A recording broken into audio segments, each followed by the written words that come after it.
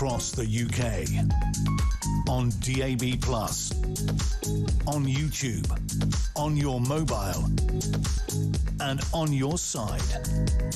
This is Talk.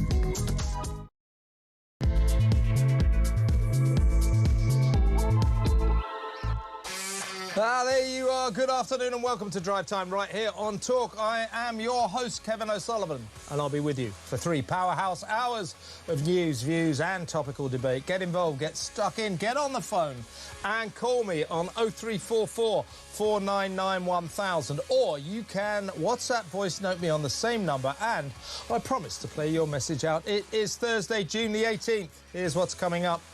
A Britain-hating county council goes to the High Court in a bid to ban England flags flying the national flags in the middle of the World Cup, while our boys are over in America playing their hearts out trying to bring it home. Shame on Oxfordshire's town hall tyrants for their pathetic display of unpatriotic self-loathing, describing the Union Jack and the St George's Cross as the cause of fear and division in their diverse communities. What other countries participating in the World Cup have banned their citizens from flying their national flag? Obviously, the answer is none. What is it about Britain? These Oxfordshire councillors offended by the Union Jack need help. There's something wrong with them. Of course there is. They're Lib Dems. 0344 499 1000. In other news, we'll celebrate England manager Thomas Tuchel's inspirational half-time oratory that transformed the team and let the Three Lions boys roar. Mediocre at best for the first 45 minutes, world-beating brilliance throughout the dazzling second half. Extraordinary. 0344 499 1000. We play like that in the second half. I think we could win this, I seriously do. If we play like we did in the first half, we'd be lucky to get to the next round. An extraordinary turnaround inspired by the manager Thomas Tuchel's half-time speech. Extraordinary. We'll talk about that. Also on today's action-packed show, a judge lets a convicted Jamaican paedophile into the UK because to stop him would be against his, drum roll, human rights. What about our rights not to have a child sex abuser in our midst? Just a thought. 0344 499 1000. And still, with migrant madness, an asylum seeker who pretended to be a child is going to a grown-up jail after being found guilty of sexually assaulting an underage girl and a woman. Isn't that special? 0344 499 1000. Plus, Donald Trump appears to have lost his fabled art of the deal after sealing a strikingly feeble peace agreement with the triumphant Iran. Israel is furious. Netanyahu is outraged. Why the hell bomb the crap out of Iran and then hand it $300 billion to repair the damage? It's mad. 0344 499 1000. I'll also show you how civil servants spend taxpayers' money playing Grand Theft Auto 2, and I quote, better understand Britain, and pretending to be eels to, and I quote, reimagine decision-making for the freshwater system. Your money wisely spent. Isn't that special? 0344 499 1000. And finally, ITV is in deep World Cup trouble over their female pundit, Emma Hayes, being consigned to a kitchen to deliver her football analysis. Guess the lads at ITV still think it's a man's game and a woman's place is next to the saucepans. 0344 499 1000. All that and so much more, so don't go anywhere. Stick with me right here on Talk, the home of free speech and common sense. Let's spend Thursday afternoon together. Very pleased that for the next 20 minutes or so we're going to go through the big stories of the day with the excellent Research Director for the Centre for Migration Control, Robert Bates. Welcome, Robert. Afternoon, Kevin. Right, first up, let's talk about this flag story. This cuts to the heart of everything that is wrong with this country. We know why these Lib Dem town hall tyrants in Oxfordshire bans the flag. They say, oh, you can't put it on public property. You know, it's dangerous and all this. But they say that our national flags are distressing and that they cause fear and division in their diverse communities. But this is self-loathing, isn't it? This is a classic. This is by the way, this is in stark contrast, if you're watching on TV, this is an estate, the most patriotic estate in Britain. It's just down the road from Talk Towers. It's in Bermondsey. Our reporter, look at that place. That's how to do it. Well done.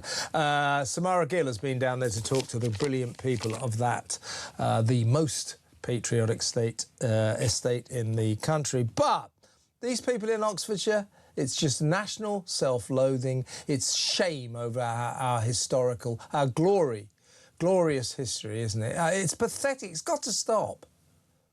This is the inevitable outcome of multiculturalism, where the flags of our country, pride in our country, is merely relegated to one amongst many, and therefore any indication or any attempt to indicate that you're proud of Britain is seen as something to be embarrassed of. And I think this idea that actually is causing distress to the community, I would doubt that there are many people losing sleep over this, but if they are, and it really is troubling them so much to see an England flag in England, then I would suggest that perhaps they'd be better off moving elsewhere. But I do think this is really just indicative of Liberal Democrats in particular seem to have an obsession with hating our country. But in general, the political class and those sort of on the slippery pole of politics in this country just despise over displays of this country. They don't govern for the betterment of this country. They don't govern for the betterment of Oxfordshire. They govern to advance their own value set, their own niche causes. I mean, if this was, we were talking about, I mean, it's Pride Month at the moment, LGBT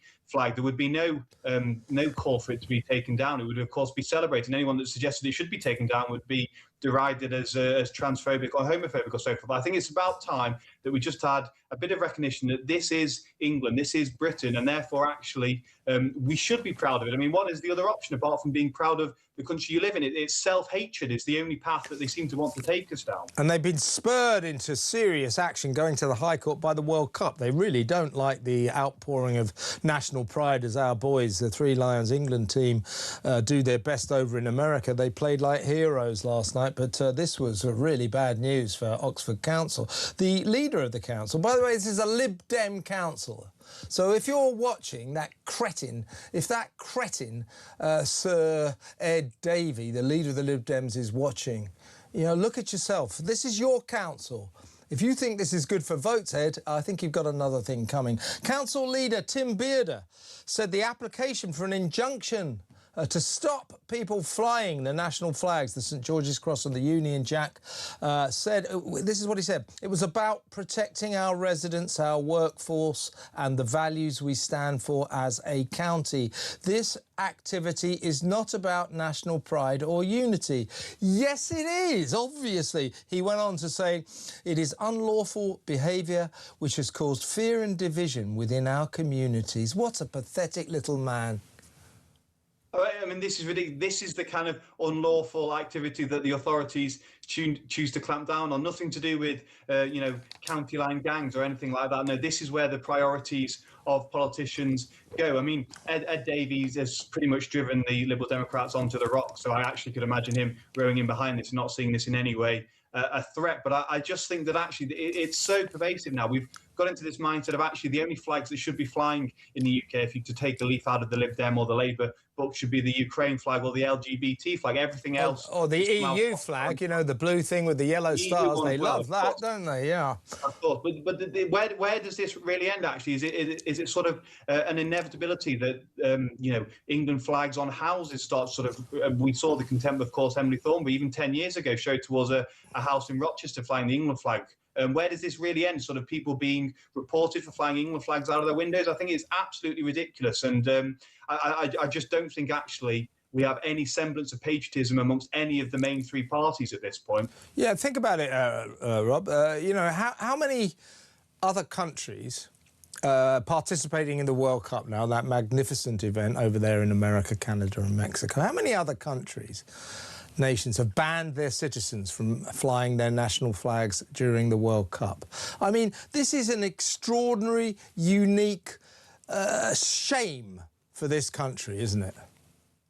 I think it is. I think it is a peculiar self-hatred that we see manifest itself in many, many ways. I mean, previous World Cups, of course, have been used by the political classes as somewhat of a cynical opportunity to bring unity, to mask a lot of the division that is taking place in society. But it seems like they've even given up of that pretense. I mean, if you take away the flag being and the football team being a source of unity, then I really don't know what you have got left to sort of mask over the gaping schisms that are emerging in our society. I think it's an incredibly worrying thing. And actually, if you take away any semblance of national pride in something as simple as football, then you actually end up with very little at all to stop the balkanisation of your society. Everybody, folks, my marvellous audience, give me a call, 03444 1000. What would you like to tell Tim Bearder, is that his name, as I remember, and Oxfordshire County Council in terms of their flag banning the Union Jack and the St George's Cross during the World Cup, because it spreads, those flags, our national flags, spread fear and division. What would you like to tell Oxfordshire Council? 03444 1000. You can send me a voice note if you like, but better still, get on the phone and we'll talk. It's good to talk on Talk. Or you can send me a text, of course. Same number, right, 87222, and talk at the beginning of your message. 03444 1000. Message to 87222. Right, talk at the beginning of your message. Let me know what you'd like to say to that dork who runs Oxfordshire Council, who thinks the national flag is such a disgrace. Unbelievable. Let me know what you think. Right, let's move on. Dan Jarvis, our ghost Defence Secretary. He's the new Secretary of Defence for Keir Starmer. He's the man who was brought in emergency after John Healey and the Defence Minister, Al Khan's, resigned almost in unison last week because they didn't have enough money. They said we need £28 billion to fund our defence, just basics. Rachel Reeves offered them $10 billion. Apparently Dan Jarvis has managed to screw $13.5 billion out of them.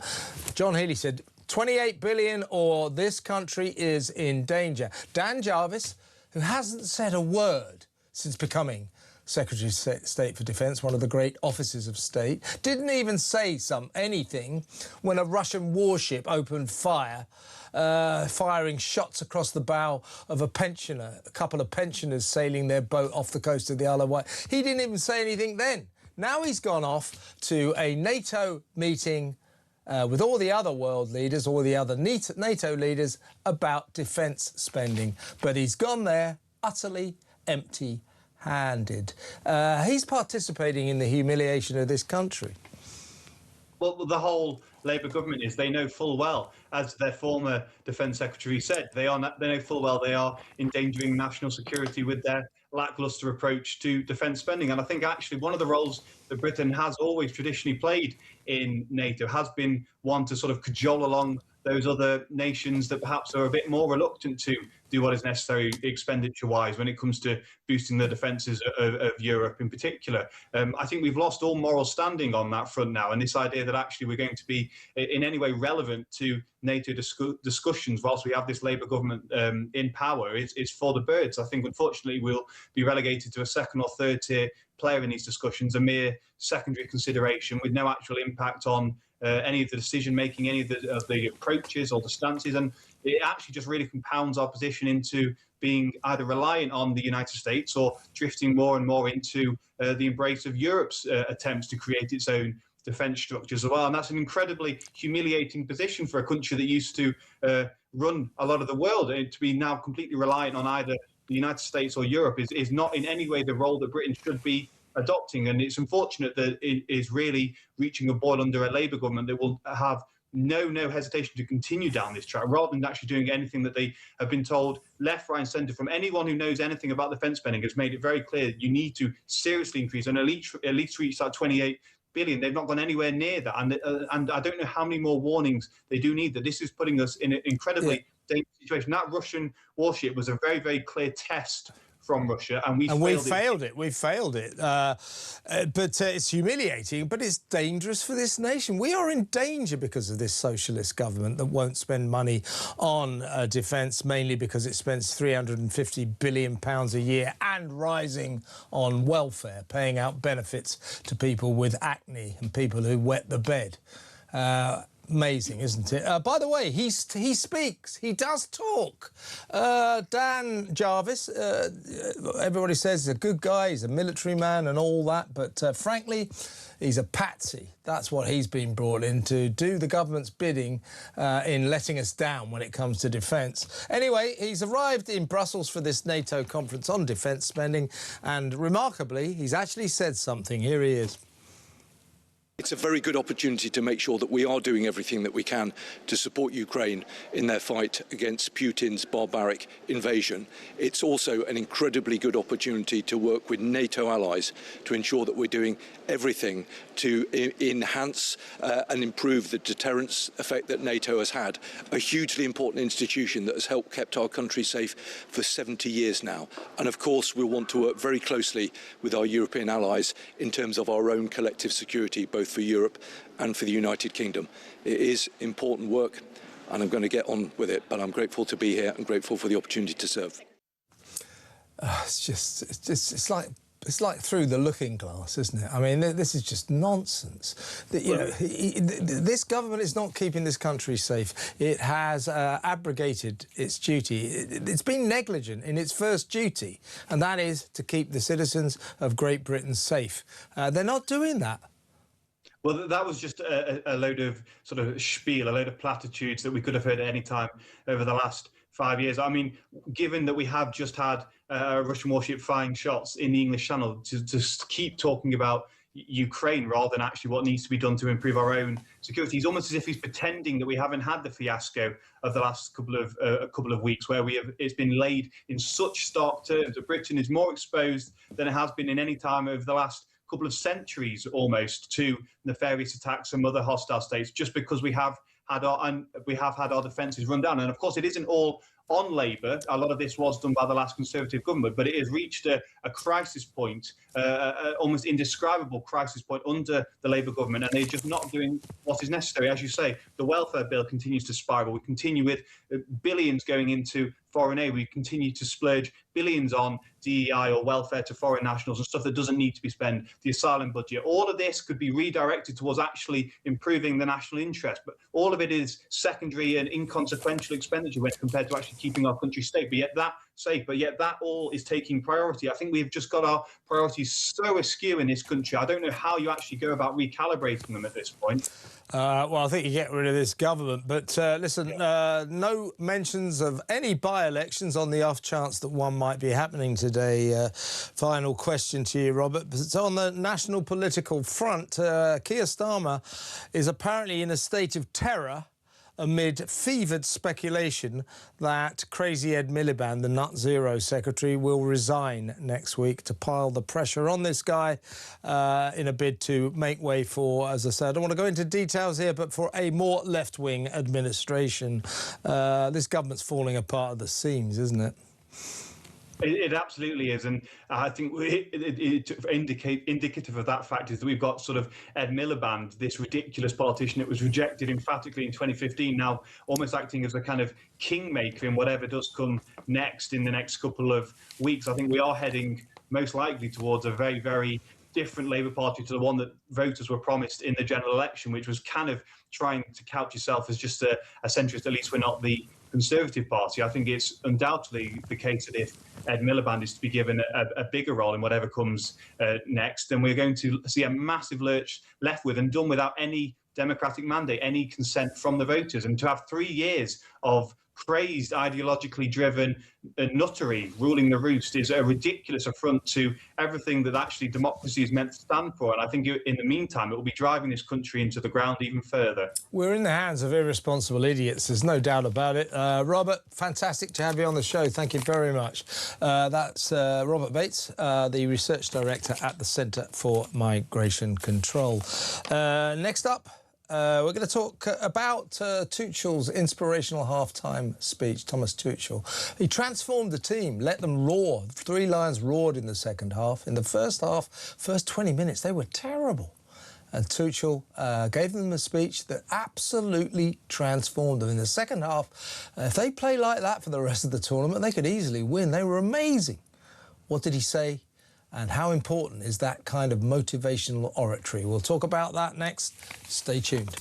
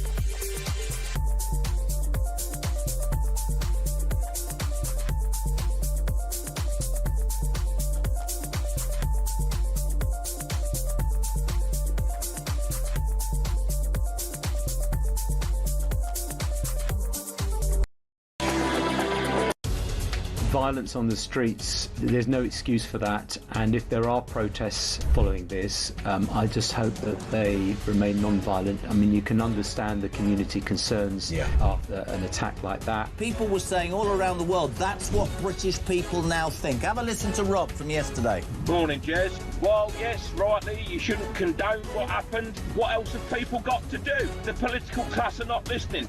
These people who are coming over here illegally, they're rapists, terrorists, they're coming over here. It's literally like putting a wolf in a sheep field.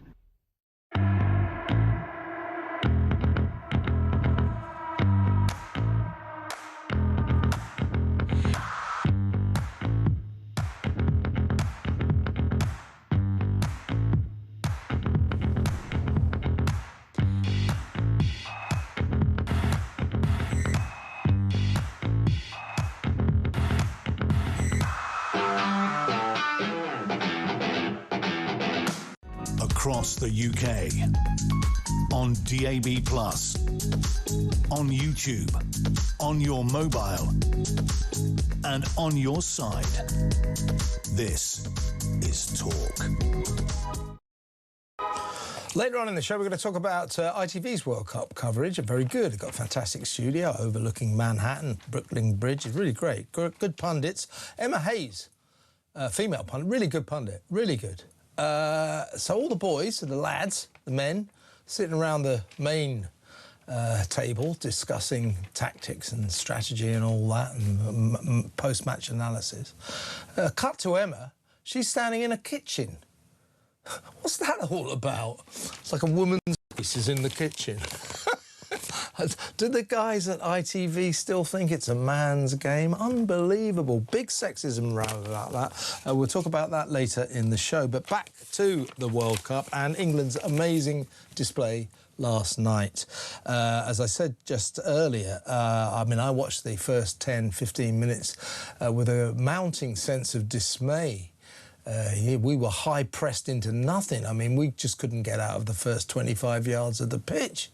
And I thought, oh, here we go again, you know, disappointment on the England front. And they weren't very good for the second half, for the first half, at all.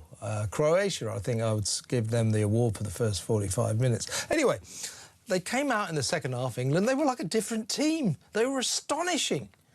They won 4-2, of course. They could have got a lot more. They missed quite a few goals. If they play like that for the rest of the tournament, I really do think they're going to be contenders. Now, what happened then? They were transformed at half-time by a half-time speech from the manager, Thomas Tuchel. He apparently said to them, listen, what's the worst that can happen? What's the worst that can happen? You can lose the game. He said, get out there and play your game. But, you know, whatever he said, it inspired the team, it changed the team. Here's Harry Kane speaking. Amazing, you see. Thomas Tuchel, the manager, turned the team around. They're potentially an amazing team.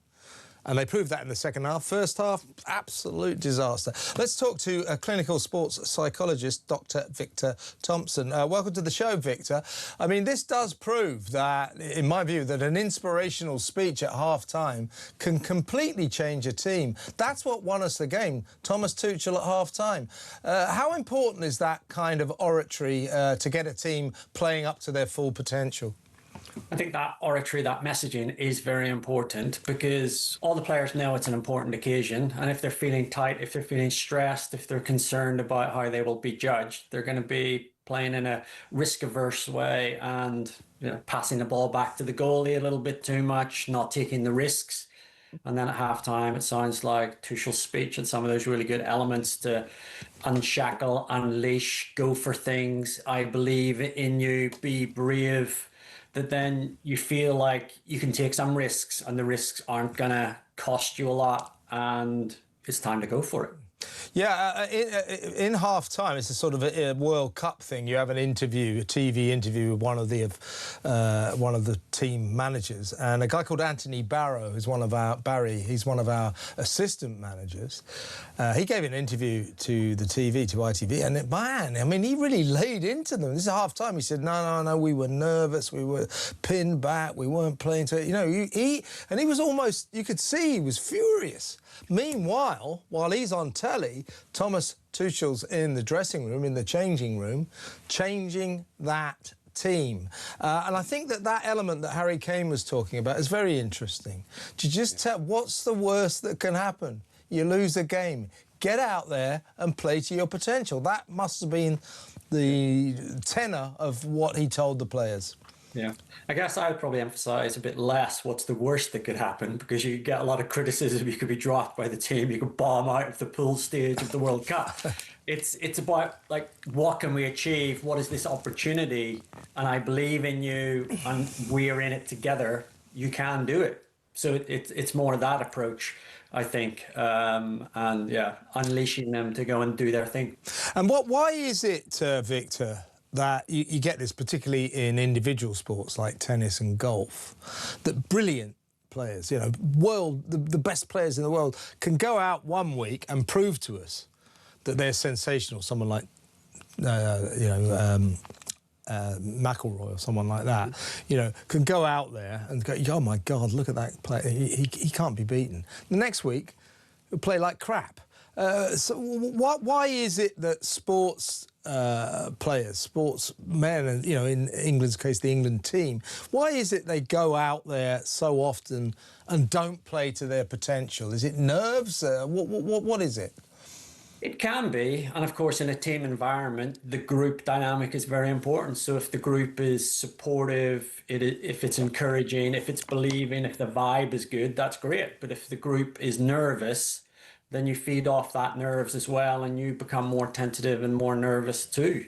And we're all different on different days. So in the individual sports like golf, maybe one day you're stiffer, one day you're a bit tireder, one day a bit jet lagged, versus the other day feeling a bit more vigor, feeling happier about life. And you know, take the first few practice swings and you feel good, and then that builds the positive momentum rather than the negative momentum. And it's how you handle those different moments, guide your state at an individual level or a team level that really matters. Did you watch the game last night, Victor? I did, yeah. Yeah, I mean, it was absolutely astonishing, extraordinary. Harry Kane used that dreadful old cliche, it was a game of two halves, but it really, really was. It was like a different team in the second half. Yeah. Maybe they were just blowing off the rust in the first half, and then they could be unleashed for the second with a good speech that meant that they could play more freely. But yeah, it was a very different performance, first half to second. I can't help noticing your accent. Are you rooting for England? Well, I'd like England to do very well. Got a 1966 poster in the corner. But, there you go. There you go. All the home nations should do well. Absolutely, absolutely. Victor, great to talk to you. Thank you very much for coming on. Dr. Victor Thompson there, clinical sports psychologist, on this, what was clearly an absolutely inspirational speech by Thomas Tuchel at half-time to change the team, to let that team go out and let the Three Lions roar. They really did in the second half. I was dazzled. Second half, I was first half, I was furious. This is rubbish. Anyway, go England. Let's go to break. And next up, really pleased to say that we have Harry Cole, the Sun's roving editor, the excellent Harry Cole, here from America in the studio. We're going to talk about a couple of migrant stories, and I might get his seasoned view on the political situation right now as well. So stay tuned for that.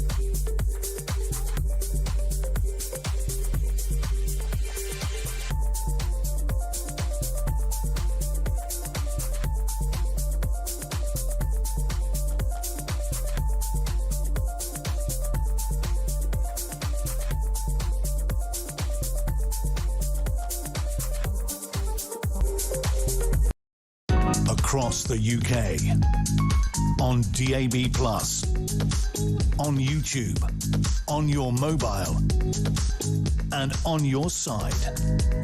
This is Talk.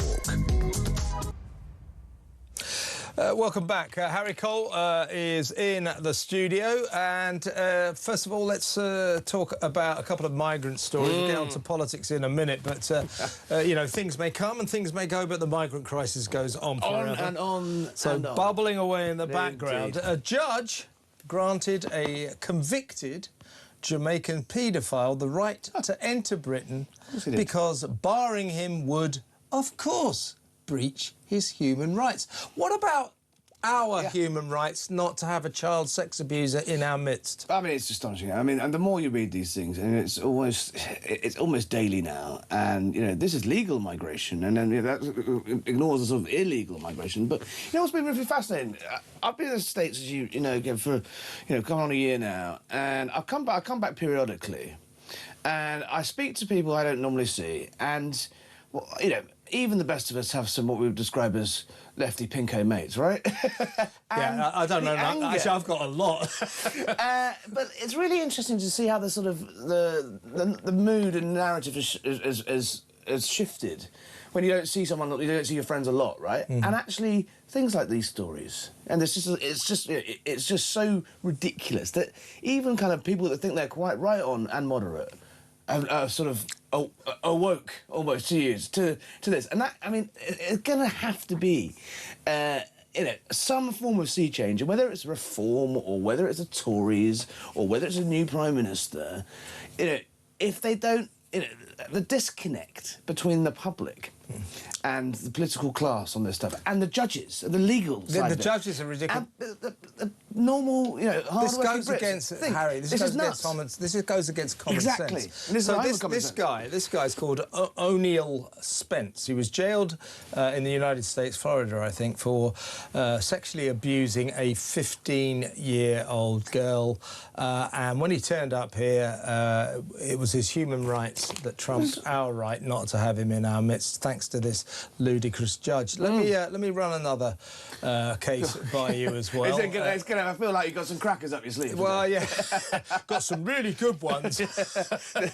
No, they're not good. They're terrible. I know. Now, this is the case, which is, again, it's sort of migrant crisis central, this one. This is a predatory asylum seeker called Meren Habtu. He came to the UK illegally, claiming he was 24, but he claimed to be 17, so he got more lenient treatment. He was yesterday jailed for sexually assaulting a child, a girl aged 15, and also a woman. Doesn't that sum up this merry-go-round of madness? Frankly, I mean, I'm pleased jailed. You know, sometimes they're not. Sometimes they get reduced sentences. You know, and why are we jailing here? Just kick him out. Deport. When he comes out, the chances are we won't deport. No, he'll be back on the dole, won't he? I mean, obviously. And it's easy to blame the judges as well, is the other point I want to make. You've wound me up now. It's easy to blame the judges.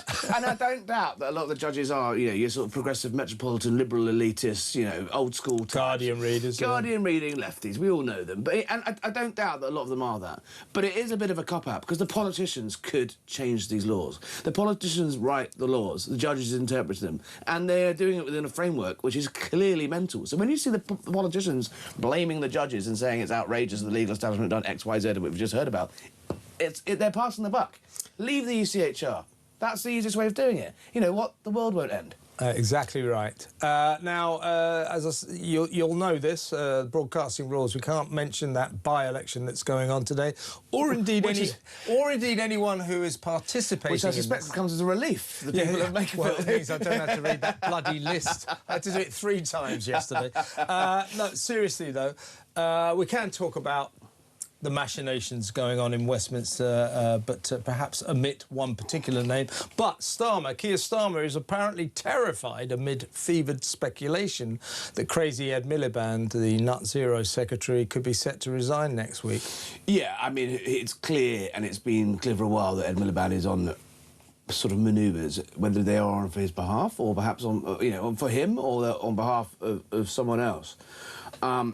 But, you know, I suspect he probably, you know, will go. I think he's such a net zero zealot, though, that I feel that he probably would have gone before, but I don't think he knows that whoever replaces him in that god-awful department of energy department. He wants to preserve the great work. Will be open to cutting. And they obviously asked him to cut his to cut his budget, and he agreed on 1% last week. Very reluctantly. Very reluctantly. Yeah. I mean, and again, it goes back to my point. Whoever is the Prime Minister, whoever is the next leader, you know, it beggars belief. And you just look at the British public, it's like exactly what you said. It goes against common sense of why are we spending all of this money to hit various green targets that, you know, while Russia and China and India, we can play our part, but, like, you know, it is a drop in the ocean compared to what other countries are doing to the planet. Why are we are literally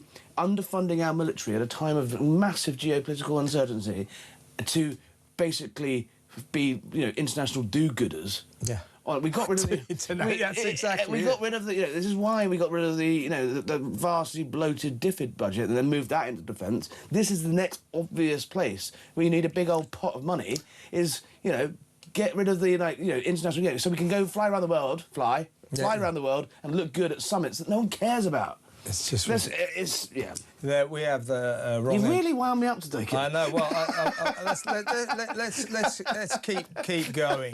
Now, I don't want to go into too many details. I've got Jake Wallace-Simon coming on next to discuss Donald Trump's peace deal, or his memorandum of understanding.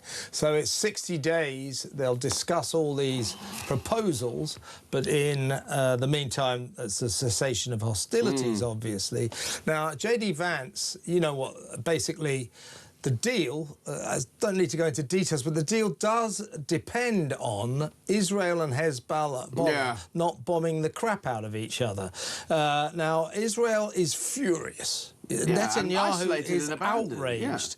I suspect that the Iranians say you've got to stop Israel bombing Hezbollah or bombing Lebanon. I suspect within 2 days they'll be bombing South I suspect Lebanon. they probably will as well. And don't forget, it was Israel that killed the Ayatollah, right? All the strategic, significant moments of that war, were done by Israel. And then to be left high and dry and also literally shut out of the negotiation rooms. And it's clear that Donald Trump is losing patience with, But he's desperate for a deal because of the midterms. Desperate for a deal. He wants to get prices down. He's bored of it. They thought it was going to be easy. Don't forget, this was Donald Trump who was, a few months ago was saying, the rise up, help is coming.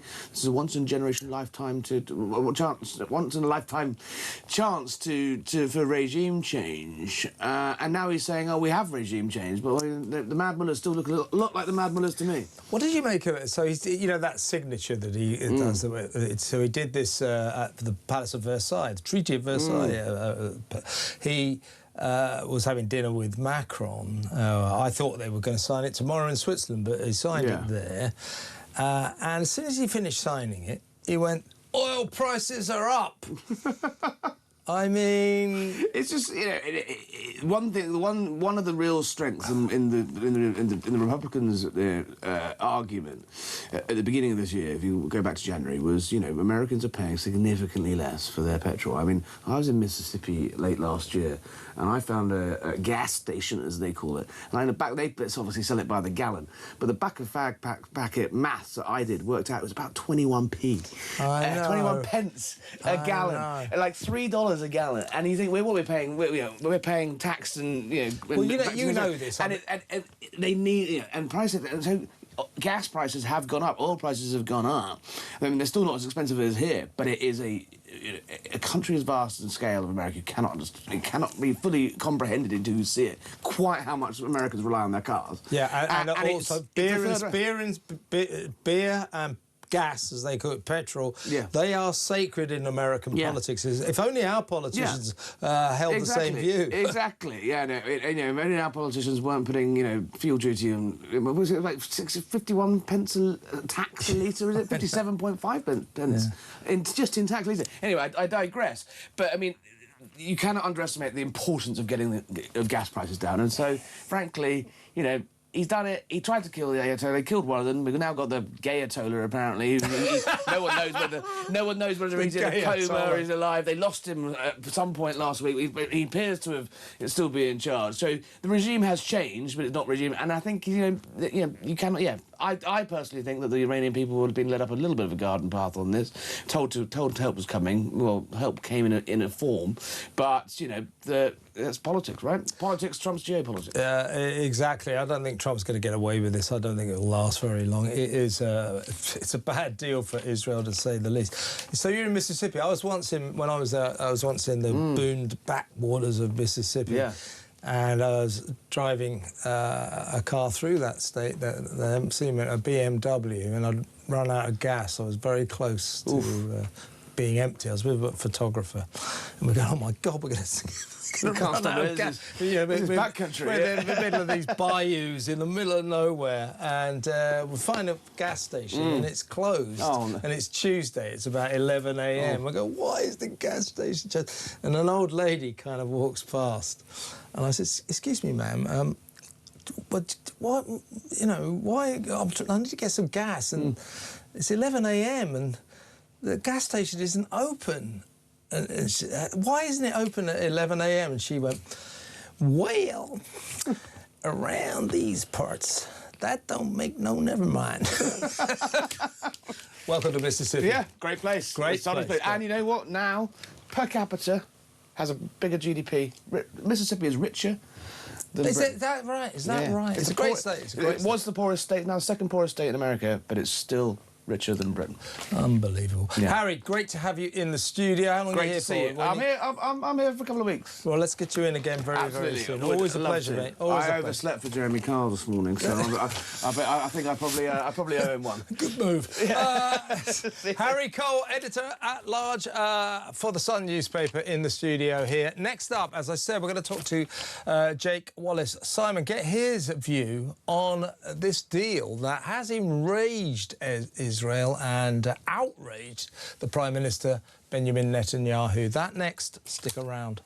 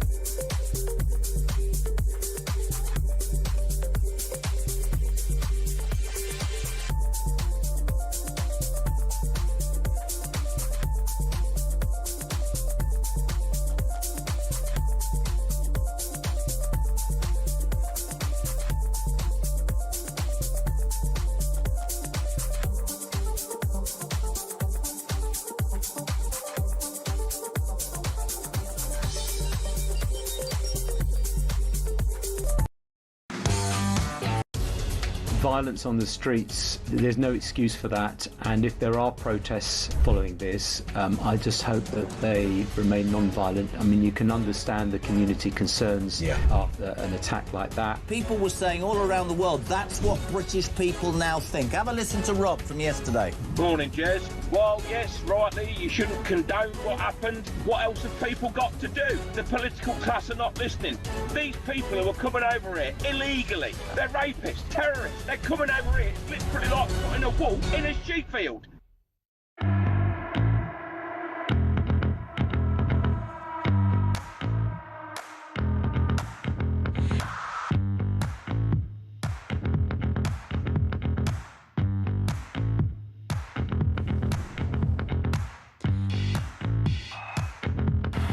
Across the UK, on DAB+, on YouTube, on your mobile, and on your side.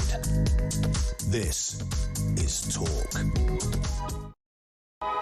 Let's get you on the phones. I want to know what you think about Oxfordshire Council banning the flying of our national flags, the St George's Cross and the Union Jack, during the World Cup, for God's sake, because they say it's distressing and divisive and it spreads fear.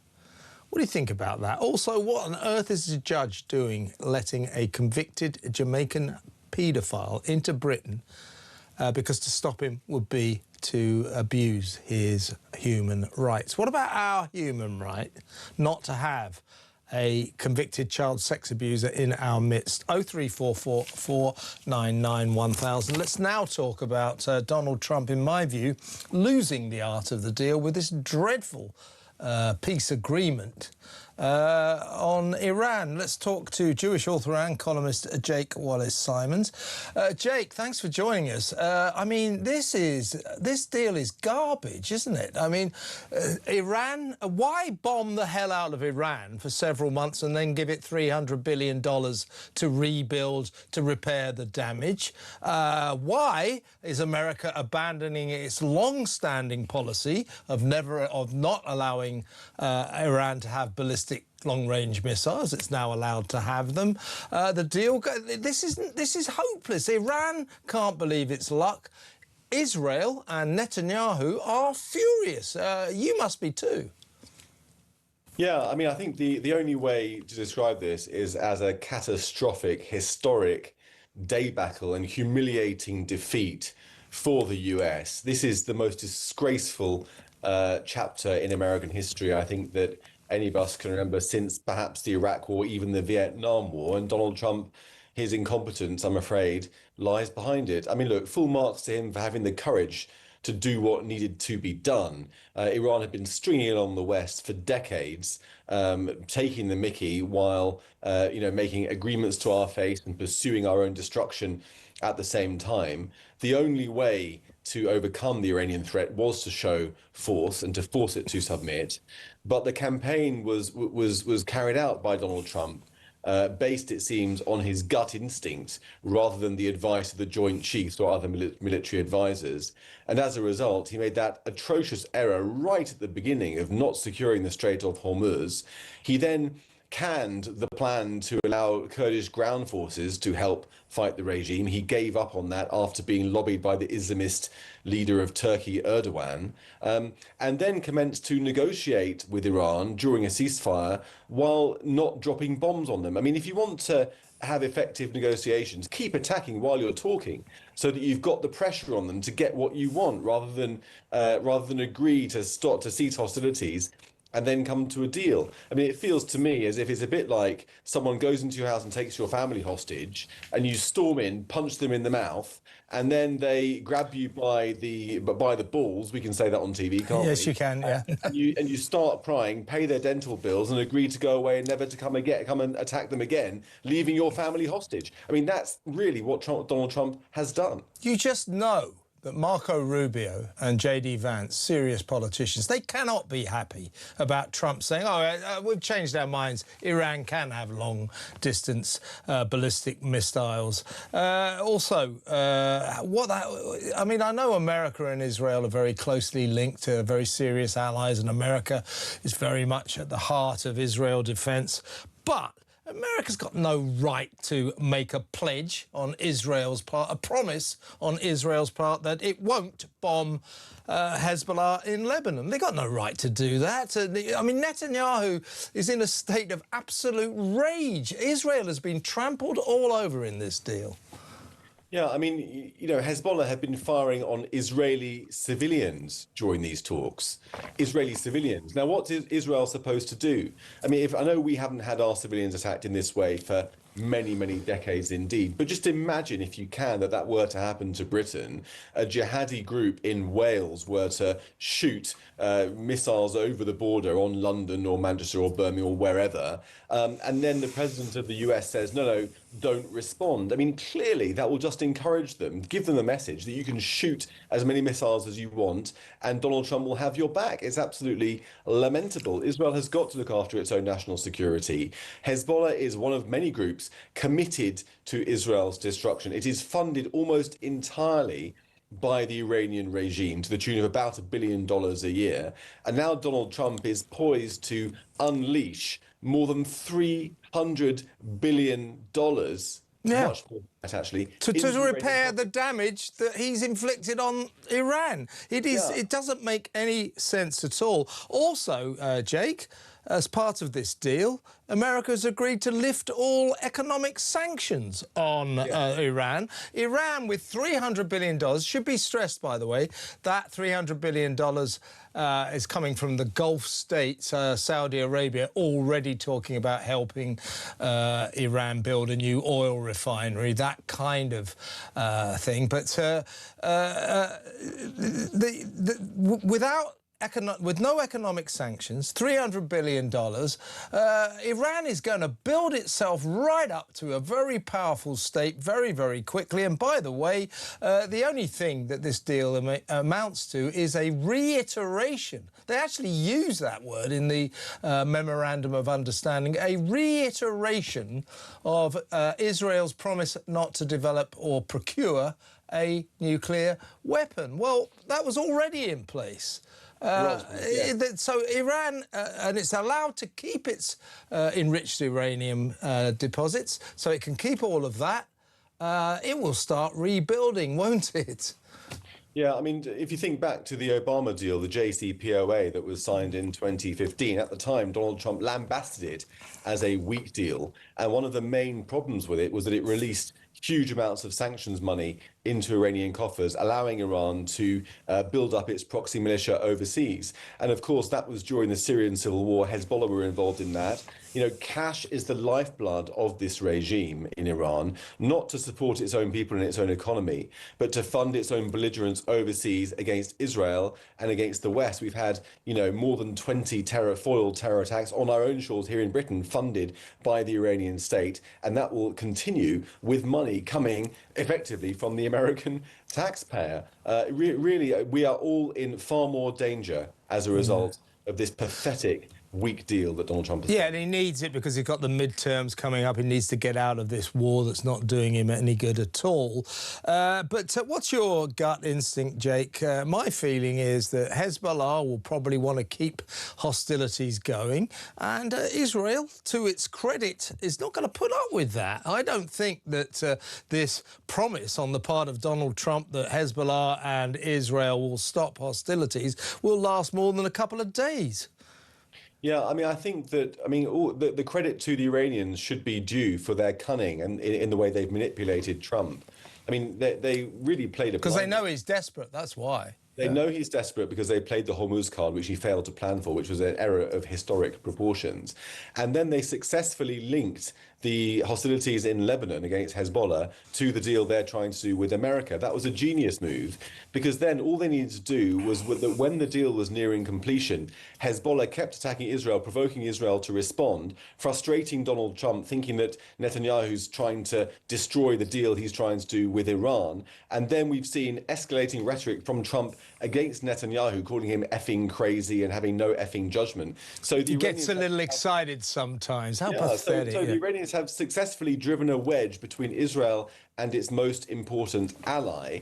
And the deeper that wedge goes, the more vulnerable Israel will be to destruction. And Ghalibaf, one of the main leaders of Iran now, said only yesterday on TV that his intentions were revenge and the taking of Jerusalem. I mean, he's not even disguising that while signing this peace deal. I'm afraid this deal brings actually Iran closer to that goal rather than further away. A very quick last point, Jake, got to go in a second, but this effectively leaves Netanyahu with two choices.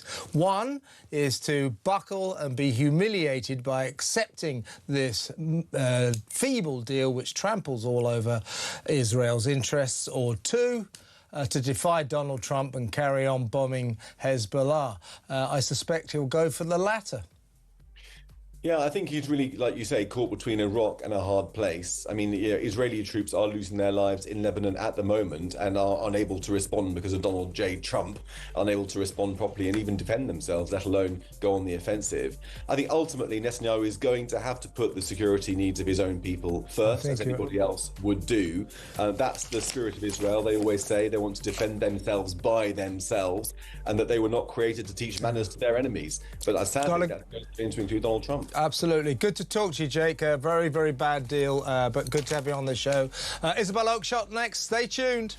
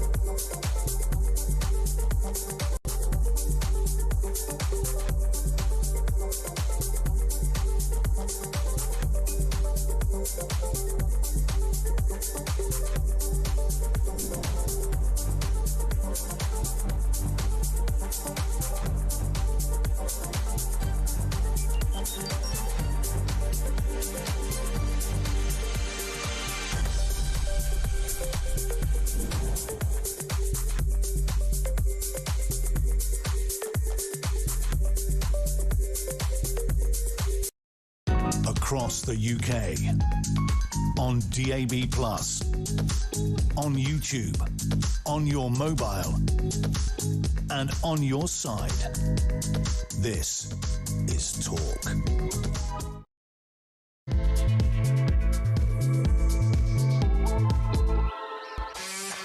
Welcome back. I think they just said this on the news, but I've got to break this. This is breaking news. A 30-year-old man from Norfolk has been arrested on suspicion of attempted murder after a 3-year-old boy ended up in a crocodile enclosure at a zoo in Oldhurst, Huntingdonshire, leaving him with serious injuries. That's Cambridgeshire Police saying that. Can you believe that? It looks as if this guy chucked a 3-year-old kid, 3-year-old boy, into a crocodile pen. And the poor kid seems to have ended up with serious injuries. That's unbelievable. Unbelievable. Just had to bring that to your attention. Croc shock. Right, let's go to my next guest. Going to be with her for the next 20 minutes or so. We're going to go through some of the big stories of the day with our excellent international editor, Isabel Oakeshott. Isabel, welcome. I know you have a number of properties, of course, but you have a house, don't you, I think, up in Oxfordshire. So you'll be in the zone that has been banned from flying our national flags, the St George's Cross and the Union Jack, during the World Cup, in fact, for all time, because the local Lib Dem council say these flags, our national flags, cause fear and distress in their diverse communities. In other words, we can't fly our national flags in case migrants and foreigners might be offended by them. Only the Lib Dems could come up with that kind of logic. It's outrageous, isn't it? It really is. Now, Kev, do you remember about 3 or 4 months back, we actually did a story about this on Talk. The councillor lady. Yes. Yeah. Who was basically saying, you know, is there a way that we can get these people and, you know, lock them up? I'm going to use a nasty word here, probably get in trouble for it, but what she actually said, this was the Raising the Colours guys who were going around putting flags up all over Oxford, and she said, this would be Oxford City, I don't know, presume it's the same council. She said, she was Labour, I remember, she said, can't we have the police hiding in the trees, waiting in the shadows to nab the bastards? She did. People who were putting up our national flag. Why do these people hate our flags so much? Why are they so saturated by self-loathing? I don't know, Kev, but here's the thing. So I live in a very small town in West Oxfordshire, and I actually have a flagpole on the front of the house. In fact, all the houses on our street have flagpoles on them. They were just part of what was put in some time ago. I don't know when. Now, these flagpoles never really get used. They get used at Christmas time. Everyone has a same little Christmas tree out them. But I'm now thinking, just because of what's happened, maybe it's time to test this ridiculous proposal, and maybe I will exercise my right to raise a flag on my own property. Which I think you are sort of technically still allowed to do that. I'm pretty sure I can, but you know, the reality is in my part of Oxfordshire, this is going to tell you a tale. The small town that I'm in, there's still a load of EU flags up there, which is a throwback from the referendum. I kid you not, there's EU bunting up. I find that borderline offensive, but I wasn't going to rip it down or anything. So how intolerant do you have to be that offended by our own national flag? I mean, there's something very wrong there. From the kings and queens of the Tolerance Brigade, they're not prepared to tolerate our own flag. Well, the councillor leading the charge, the leader of Oxfordshire County Council, is a guy called Tim Bearder. You know, he's the one who said, oh, these distressing. These flags are distressing. They cause fear and division in our diverse communities. Well, my view is, if you're a foreigner living in our country, if you're welcome. Enjoy our fabulous country, but if you find the sight of our national flag distressing and it causes fear to you, then go somewhere else. Yeah.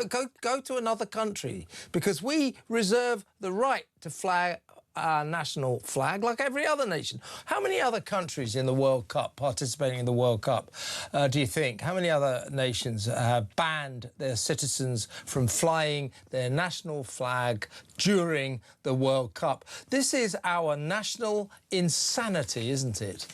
Well, I'm going to take a wild guess that the answer to your question is precisely zero. Yeah, that's exactly what any other country behaves in this ludicrous way. But you know, Oxford councils, these councils are unbelievably woke. I mean, we used to think of Brighton as being the wokest place in the country, but I tell you, Oxford and Oxfordshire gives it a run for its money.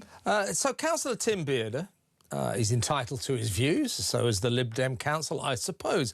But I think we should ask Sir Ed Davey, the leader of the Lib Dems, if he approves of this, if he approves of his people in Oxfordshire, his party, banning the national flag during the World Cup. Does Ed Davey approve of that? Because I think if people around the country found out that he does approve of this, that might not be much of a vote winner for the Lib Dems. What do you reckon? I reckon that he absolutely has to comment on it, and I imagine that lots of journalists will be ringing him, and maybe we'll have an answer to that within the next few hours. And he's going to be caught in a bind there, because if he's damned if he does and damned if he doesn't. If he says he doesn't approve, then the council's their legal case is somewhat weakened, isn't it? Yeah. And if he says he does approve of it, well, good luck to the man. I wouldn't like to be walking the streets if I were him during the World Cup, when we're all feeling especially patriotic. Exactly right. Now, still on the subject of banners, you were walking around central London yesterday and you encountered... we talked about other nations that might have a certain amount of national shame, that might ban their national flags. I'm sure that Spain wouldn't go quite that far, but Spain is woke central. Let's have a look at your footage of the Spanish embassy in London. So there we are, we're coming up to this now. As you were filming this, I know you didn't quite know which embassy it was. Look at that. Look at it. This is an embassy, a national embassy in central London. Happy Pride. Look at it, bedecked in the rainbow colours. Look at it, massive, massive. And at this point, you weren't sure. There we are. Oh, of course, the EU.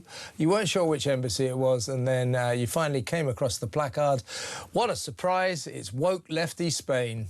But I mean, you know, I guess they're entitled to it. It's a bit over the top, though, isn't it?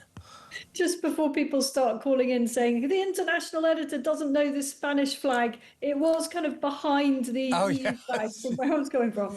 So because I'm just trying to head that off of the path. Yeah, well done, well done. Yeah. Look, I just found it ridiculous. Sorry, I do not like the pride flag. I'm just going to put it out there. I'm not in favour of the pride flag. I'm sitting here looking at pride flags all over everything. I don't like it. I'm not anti whatever people want to be in their private lives, but I don't feel that retail outlets and embassies and government buildings need to be ramming that down everybody's throats. And the scale of that, I just thought, I don't know, Spain. Is that what you're really there in central London to do? Is that the purpose of your diplomatic mission in London, to push pride?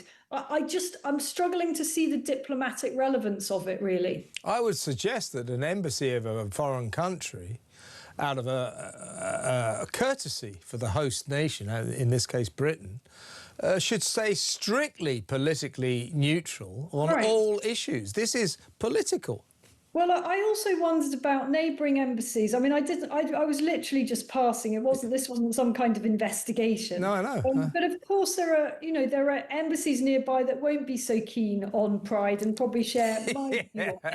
And so, is that diplomatic to be that aggressive about it? I mean, when I showed this to Richard Tice, my partner, he was like, "That is so big. I'm not even sure it might require planning permission." Yeah, exactly. It's fast, isn't it? Yeah. I'm not sure you can't just put stuff up in central London like that. So it might be worth just a little call to see if that actually may require planning permission. Well, I'm going to put you on assignment. I'm going to give you a job now that you've proved yourself to be such an ace cameraman with your phone.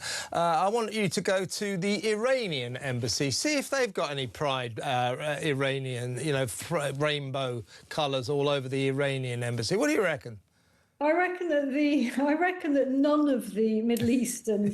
I mean, look, there weren't. I didn't see any other ones. There might be some discreet ones. I'm not saying there weren't, but no one has gone so ludicrously overboard as Spain. Exactly right. And needless to say, if Oxfordshire was bedecked right now with Pride flags and indeed EU flags, there'd be no complaint from the Lib Dem Council at all. We know what's going on there. We see you. We see you. What's your take on the peace deal, the alleged peace deal, the Memorandum of Understanding? America has signed this. Trump signed this in Versailles yesterday. Iran can't believe their luck. They're going to get $300 billion. All economic sanctions are lifted. They can keep ballistic missiles. They can keep their enriched uranium. I mean, overarchingly, what exactly, Isabel, do you think the point of bombing the hell out of Iran was? Only to give them $300 billion to repair all the damage. What on earth? I mean, I know Trump has got the midterms coming out and he had to get out of this come what may. But this deal, I mean, if nothing else, it disrespects Israel. It is. I think it's an absolute catastrophe. And frankly, I'm really angry about it. You know, it's all very well for Trump to be, thousands of miles away in the safety of the White House going, yeah, well, today we make peace. Tomorrow, maybe I'll bomb you again. Very, really flippant about his negotiations. And ultimately, he catastrophically failed with this mission. Officially, the mission was not regime change, but we all know that that's what they really wanted to do, and quite right too. I'd love to see the back of that monstrous regime. But what they've actually done is the worst of all worlds. They have totally destabilized the region. The consequences economically for neighbouring Gulf states have been a nightmare. I mean, Dubai, the UAE, has taken a complete and utter economic hammering for no fault whatsoever of their own. Only today, the Foreign Office has belatedly updated their advice to say to stop advising against all but essential travel to the UAE, which was ridiculous because it's been perfectly safe for months now. And the neighbouring states have really, really suffered as a result of this economically. But here's the most important thing. The Iranian people were led to believe that Saviour Trump was coming to help them. He said as much. He said help is coming. He implied that he was going to rid the country of those mad mullahs. And instead, what has he done? He's actually empowered those mad mullahs whilst pretending to us all that he's dealing with different people now. It's literally the son of the previous leader. And the people you mean now the gay Ayatollah, you mean, yeah. The people in charge are even more hardline than what was there before. So the people of Iran, thousands of them have been murdered. More have lost property and livelihoods and their lives in the bombing campaign. And for what? Only to show the new Iranian regime, i.e. the old one, that they can actually hold the whole world to ransom because America failed to calculate that they were going to actually block the Straits of Hormuz. Are you serious? Well, the Hormuz Straits will be open. That's one thing, I guess. But Trump's big. He's trumpeting. Oh, look, I've saved Israel. The main thing is that Iran has pledged never to have a nuclear weapon. If you look at the 14 clauses in the Memorandum of Understanding, I spent a really exciting morning reading them all. What it actually says about the nuclear weaponry is this.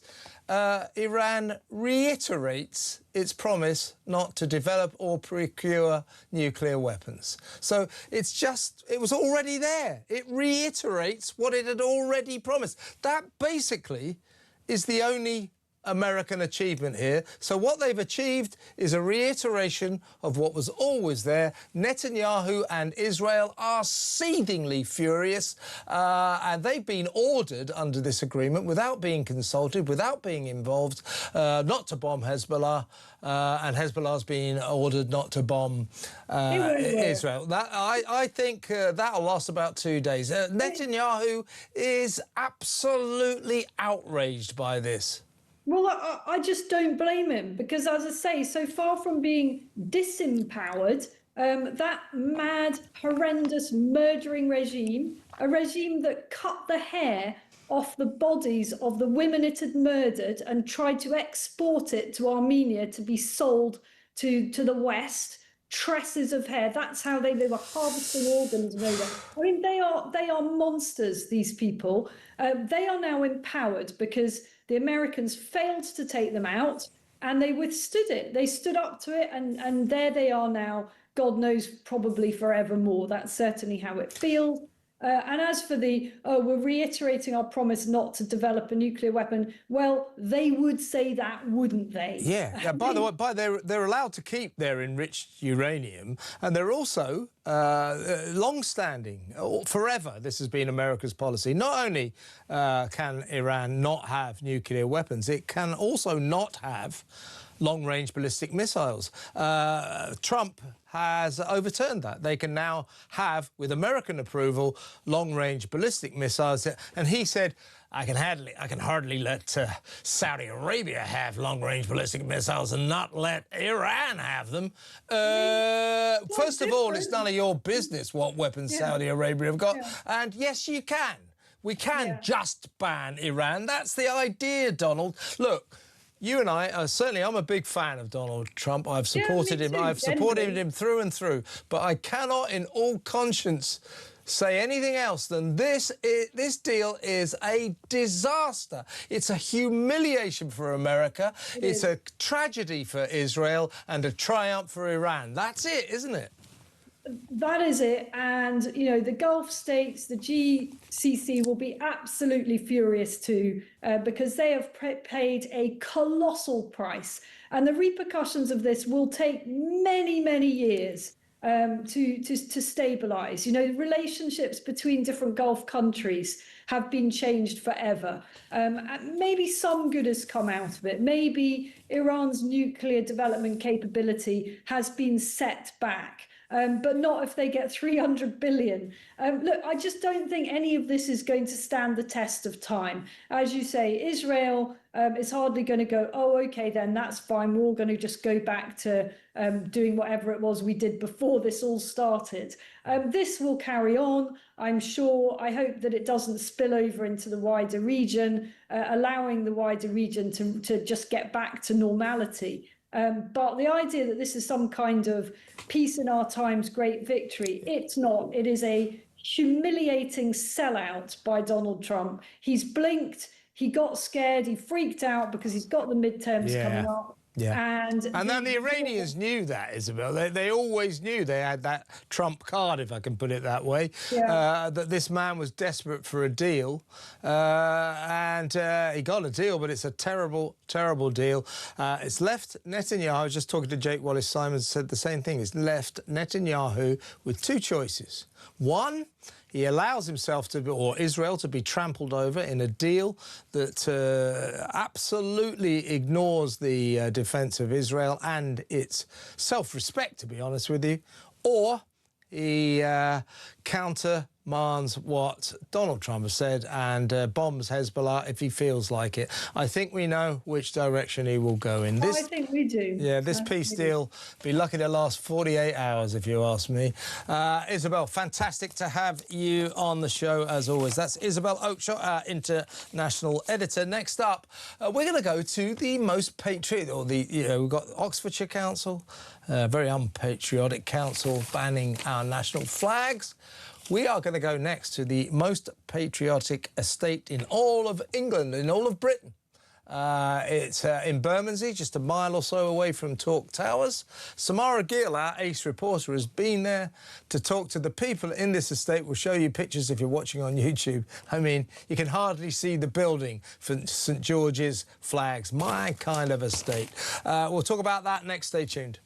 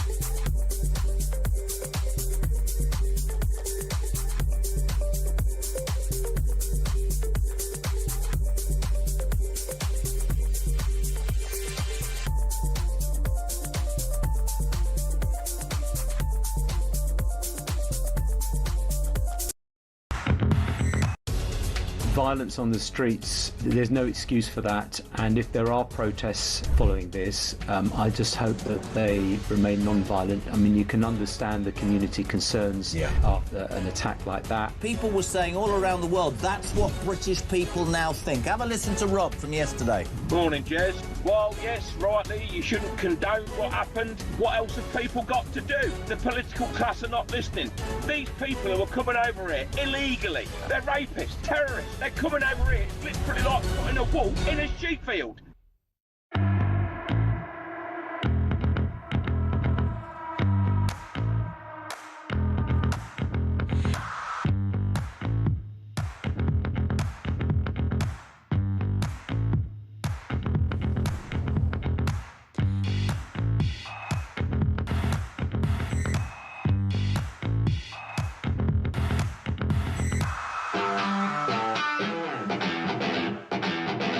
Across the UK, on DAB+, on YouTube, on your mobile, and on your side. This is Talk. She's Australian, but she's far more patriotic about Britain than Oxfordshire Council, which has banned our national flags for the World Cup. What an absolute disgrace. Now, Samara Gill, our ace reporter and presenter, has been to, in stark contrast, the most patriotic estate in all of Britain. Tell us all about it, Samara. Yeah, it is patriotic, massively so, Kev.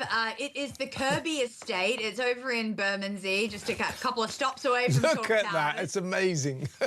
Go on, sorry. It is brilliant. No, it's absolutely brilliant. If anyone's listening, it's about hundreds of flags just kind of scattered across, but very nicely and well put together on this. The St George's Cross flags as well, because it's all about England and the Cross, world. Yeah. English flags. You've also got, there are plenty of international flags there. There were Brazilian flags. There was a French lady who lives in that estate that refused to put up an English flag, so she's got a French flag on her balcony. So right, we're deporting her.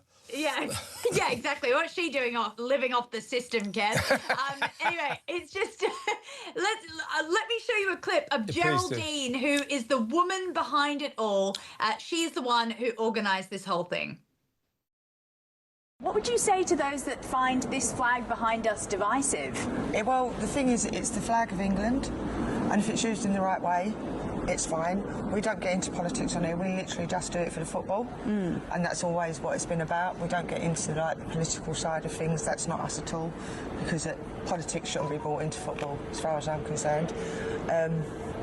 So yeah, you know, it's the flag of England. So fly it with pride and get behind the boys. Well said, Geraldine. Oh, a great woman. Yeah, she really is. She is the one kind of behind this whole thing. Her, Chris, and a couple of the others who live in the estate started it over 10 years ago, and it's just kind of snowballed into now quite a viral place. It's all over the internet. It's gone into Americans are talking to me about it. I went on Australian, our sister station, Sky News Australia, to talk about it because it's also gone viral over there. So it's brilliant to see that a whole community can get behind behind one flag and not have issues. You know, there were people from all walks of life on that estate, and there wasn't a single problem raised, and apparently there hasn't been anyone that's come up to that council estate and tried to take the flags down, which is very refreshing, I say, unfortunately. Yeah, fantastic. Now, you're from Australia. Now, I mean... Yes. What I'm talking about is, I just think that this national self-loathing that tends to predominate in this country, particularly among Lib Dems and other people like that, like up in Oxfordshire. That's what this is all about. They're ashamed of this nation, our imperialist, colonialist past, and they think that the sensibilities of foreigners who might be ludicrously, they think foreigners might be offended if they see the British national flag in Britain. Why they would be, I don't know. So they want to subjugate our sensibilities beneath the sensibilities of people who come to live here. They're very welcome, but if they can't stand the sight of our flag, then as far as I'm concerned, they should go somewhere else. But this national self-loathing, this unique detestation that's woke lefties in this country have of our national flag is unique to us, isn't it? I mean, Australia, you don't have that, do you? God, no. In fact, we've actually got a Union Jack embedded within our flag, if you think about it. We've got, obviously, the... Don't you forget it. Yeah, we won't. We absolutely don't. And we don't have that issue. I think there is a bit of shame because that we've got, obviously, our white history, which has been vilified, and then we've had the Indigenous people, which have got... So you're starting to get it, yeah? Absolutely. You're starting to catch the disease, yeah? We are starting to catch the disease. But when you think about Britain as... Even though we do think it's burning to the ground, at the end of the day, it's a developed nation, a first world country that should not be having these issues around its flags. You've got countries like Sudan and things like that that are in civil war that do have problems, but only in Britain could the Union Jack end up in court. You know, this is a flag. We've gone from rule I was just going to say something, but I actually shouldn't say that. The flag, it survived Napoleon, the Kaiser, it survived Hitler, and now it's being defeated by Oxfordshire County Council. This ruling that we're kind of inadvertently discussing, so it's just ridiculous. That's a Lib Dem council, Samara. I was just talking to Isabel Oakeshott, and both of us, we said, right, I don't think we're the only ones who've had this thought. We need a response from the Lib Dem leader, Sir Ed Davey. Does he approve of this? Does he approve of this attack on our national flag, this assault on patriotism in the World Cup? Is that the Lib Dem policy? Ed Davey, I think we should be told, shouldn't we?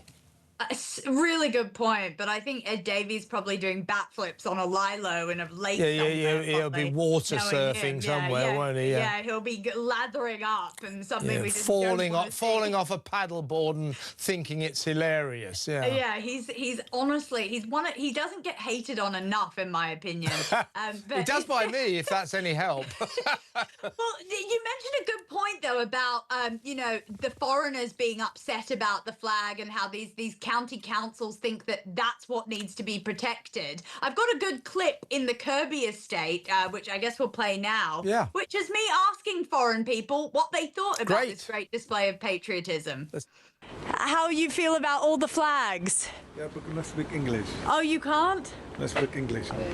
But you like this estate? Yes. Yeah. You like it? Yeah, I like And the flags? Do they get the tick of approval? Good, yeah, fine. Brilliant. Thank you, guys. Take care. There you go. You know, the general consensus is that the flags are accepted. It's such a symbol that's been vilified in Britain for so long, but as you can see, even those who don't speak English can appreciate. Yeah, confirmation there, Samara, that there are people living here. I think that's probably social housing that don't even speak English. That's good to know. Yeah, that's social housing, slap bang in central London. I know I'd like to live one stop away from work, but they do, and they're occupying that house, and that's okay. But you know, the thing is, I mean, they were nice people. It's not an indictment on them. I tell you, and they liked the flag. They liked our flags. They didn't have a problem with the flags. They didn't really understand what I was saying, though, which is another issue. I have that problem with you as well. Yeah, true. It's probably my accent, to be honest. But to make one last serious point, I think it demeans, it insults the intelligence of migrants and foreigners who live amongst us. Of course, you know, they've come to a country, you know, if I go to France, I don't sort of look up and see the tricolour and go, oh, my God, I'm so distressed.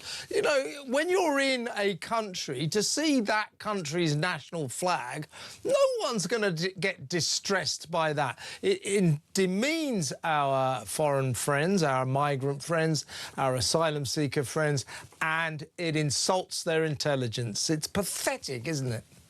Totally, Kev. And you know what I think probably makes our immigrant friends feel more uncomfortable? The fact that we freely fly trans flags in every bloody council and everywhere around London. Rainbow flags. Rainbow flags and you know, pride flags, which honestly I've got absolutely no issue with. Just express yourself how you want to. But let's not have this double standard. Agreed. Let's not chastise the Union Jack and the English flag when we happily fly the Ukrainian flag, or, you know, we fly the pride flag. It's this selective outrage that I think really rubs people the wrong way. It's saying left is right and right is wrong. Yeah, that's exactly a big problem with it. That's exactly it. Yeah, I have no problem with pride flags, trans flags, whatever, but not if we're going to ban our national flags and just fly them. That's ridiculous. Now, Samara, thanks for coming on. Now, I know you're heading north for secret reasons, but I expect you to be on my show tomorrow. We will talk then. Have a safe journey. Thanks, Samara. Thanks, Kev. Take care. Samara Gill there, our presenter, talk presenter and ace reporter on the most patriotic estate in all of Britain. Good for them. Good for them. What do you think of that, please? I think that's great. 03444 991 1000, and let me know what you think about the council flag ban in Oxfordshire. They went to the High Court today to stop people flying the national flag in the World Cup. They need help, those people. There's something wrong with them, as I said. Yes, there is. They're Lib Dems. Right, let's go to break. And next up, we're going to talk to William Yarwood. He's from the Taxpayers Alliance. And we're going to talk about what the civil service does with our taxpayers' money. They spend it wisely. For example, civil servants have been playing Grand Theft Auto, and I quote, to better understand Britain.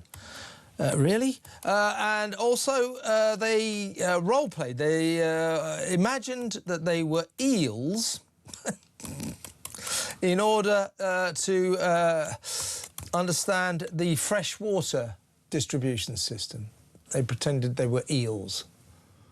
That's how they're spending their time, the civil servants, and that's what they're doing with our money. Taxpayers' money. That's great, isn't it? It's really good spending of our public money. It's unbelievable, isn't it? We will talk about that next. Stay tuned.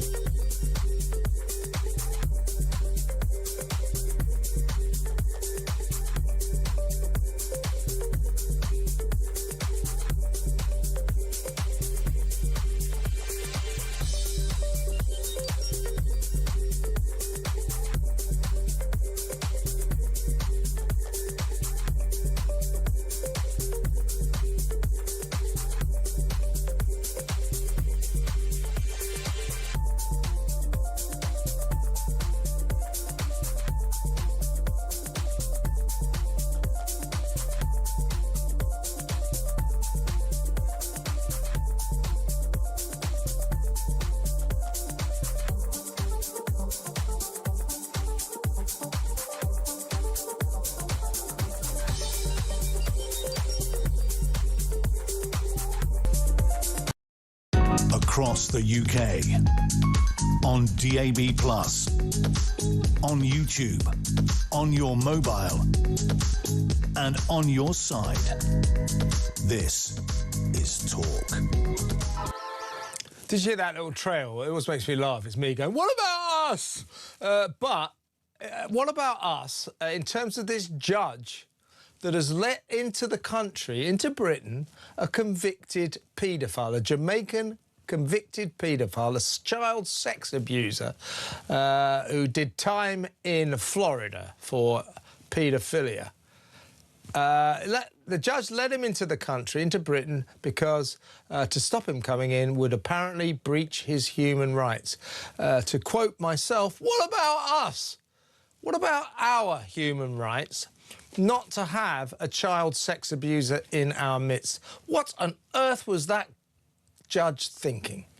0344 499 1000.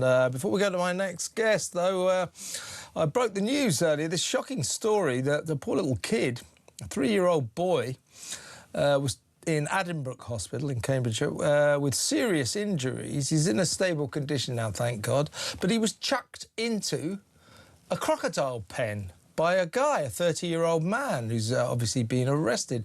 This was at Johnson's Zoo in Oldhurst near Huntingdon, around about 1:30 today. 4 hours ago or so. So that guy was arrested on suspicion of attempted murder. The poor kid obviously got attacked by these crocodiles. Thank God he survived. But it now emerges from the police that this guy, this 30-year-old guy, was not, as far as they are aware, they do not believe that the man and child were known to each other. So obviously the cops were investigating. If they're right, then this is purely random. Shocking. Shock croc, you know, croc shock and all that, but seriously.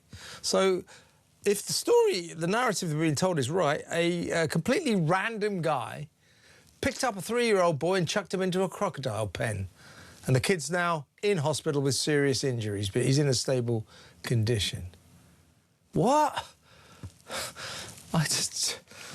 You know, I've been around a while doing stories for many a long years. There are still stories that come along that shock me, and that's one of them. Right, let's go over to my next guest. He is from the Taxpayers Alliance. He is the brilliant William Yarwood. William, your organisation is very concerned with the way the government and civil servants spend our money. Well, you'll have no complaints then to learn that civil servants using taxpayers' money have been attending courses playing Grand Theft Auto to better understand Britain. I'm not sure where that comes from. Also, let me have a go at this, shall I? Hang on. I'll just try and do it. Hang on. Shall I have a go as well? Yeah. Let's. There you go. This is me pretending to be an eel. There we are. You have a go as well. What's your eel like, William? Let's say. I'm not sure. Am I doing it right? Yeah. I think you got it right. Well, anyway, the civil servants pretended they role played as eels to, again, and I quote, reimagine decision making for the fresh water system. That's what they're spending our taxpayers' money on. Jokes aside. That's an absolute scandal, isn't it? Yeah, absolutely, Kev. Well, funniest thing with the GTA story when I first saw it, I was surprised it wasn't just their daily work from home activities, because of course when they're when they're barely in the office, they're always working from home, and I thought most of the time they'd be playing games like Grand Theft Auto. But no, actually, they can go on courses to learn not just about Grand Theft Auto, but actually to learn how to use the video game in order to interact with ordinary members of the public. Now, I don't know about you, Grand Theft Auto is a game set in the United States. It's quite violent. It's about robbing and thieving and all this kind of stuff. Not sure how that's getting any, how that's helping them learn about the general public. Although maybe it's making them learn about the increase in things like shoplifting and phone thefts across the United Kingdom. Although they don't seem to be doing anything about it. But yeah, this is just another example on a long list of civil servant courses and training activities, which ultimately, like you say, cost taxpayers money, which are just so frivolous and so silly that if this was proposed in a private business, the person who proposed it would be fired, and rightly so. And whoever proposed this Policy Labs team, whoever proposed that, they need to be chucked out the door immediately, along with their video game console. But this is what the government does all the time. But this Policy Lab organisation, it works to help teams. Again, I'm quoting, it works to help teams across government understand citizens more deeply. It said it was crucial that policymakers took into account virtual worlds such as Grand Theft Auto, Fortnite and World of Warcraft due to their popularity. It's not crucial, and the government should stop throwing our money at organisations like Policy Lab. Now, if civil servants do want to spend their time pretending to be eels, then they should do it without hiring expensive consultants to show them how to do it. This is an outrageous waste of taxpayers' money. It's got to stop. Yeah, it's totally got to stop. And actually, this is a hang-up from the last Tory government, because Policy Labs was set up during the last Tory government and then was rolled into the Department for Education for some reason. I'm not sure how educative this is, especially for civil servants. And also the thing is, there's only about 30-odd people engaging in these courses, but nevertheless, what are they actually learning from this? What are they actually learning from this? Is there any real benefit to taxpayers? Is there any benefit to their efficiency, their drive, their understanding of normal people? I would guess not, Kev. I mean, we know how out of touch and out of mind the civil service is with rest of Britain, especially when you look at the way they dealt with Brexit for many years, of course, when they were completely out of step where the British public was. But yeah, this type of stuff needs to be ripped out completely. The fact that this stuff was allowed to fester under the last Tory government and is still occurring under this Labour government is a sham. And quite frankly, considering how big the civil service has grown over the last few years, I mean, there are now 550,000 civil servants in Whitehall alone, with them earning £100,000, £200,000, you name it. There's many of them in this wider Whitehall blob that essentially just need to be cut out. They need to be fired, and the people who, like I said earlier, Kev, who came up with this idea need to be fired immediately. Their pension taken off of them, and then hopefully they will never work in the civil service again. Absolutely. I think I've got a reasonable understanding of this country. I'm a citizen of this country. I've been here a long time. Took a quick break for about a decade to go to America, but I've been here all my life. I've got a pretty good understanding.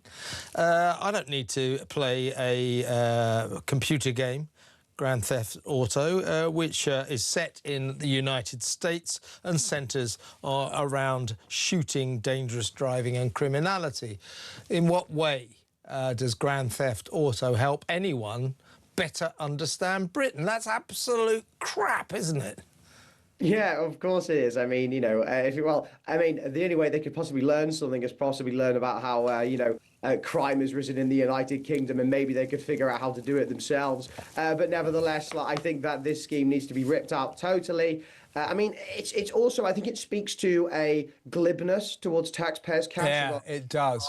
Yeah. Like, civil servants, I believe, should be delivering for the British public. They should be delivering on the policy proposals that a government, when it is democratically elected, should be pushing through. But instead, they're wasting time on things like this. But also, they're wasting time on things like, civil service networks for, International Women's Day and LGBT rights and trans stuff and all the usual stuff we've talked about many times. Yeah. I think there is a glibness inside the civil servants about taxpayers' money, and I think there's a glibness about their jobs, which in many cases they're clearly not taking it very seriously. I think the civil service, they should come up with some exciting new ideas, new directions, and new ways of going about their jobs. Like, for example, turning up to work ever. That'd be a good idea, wouldn't it?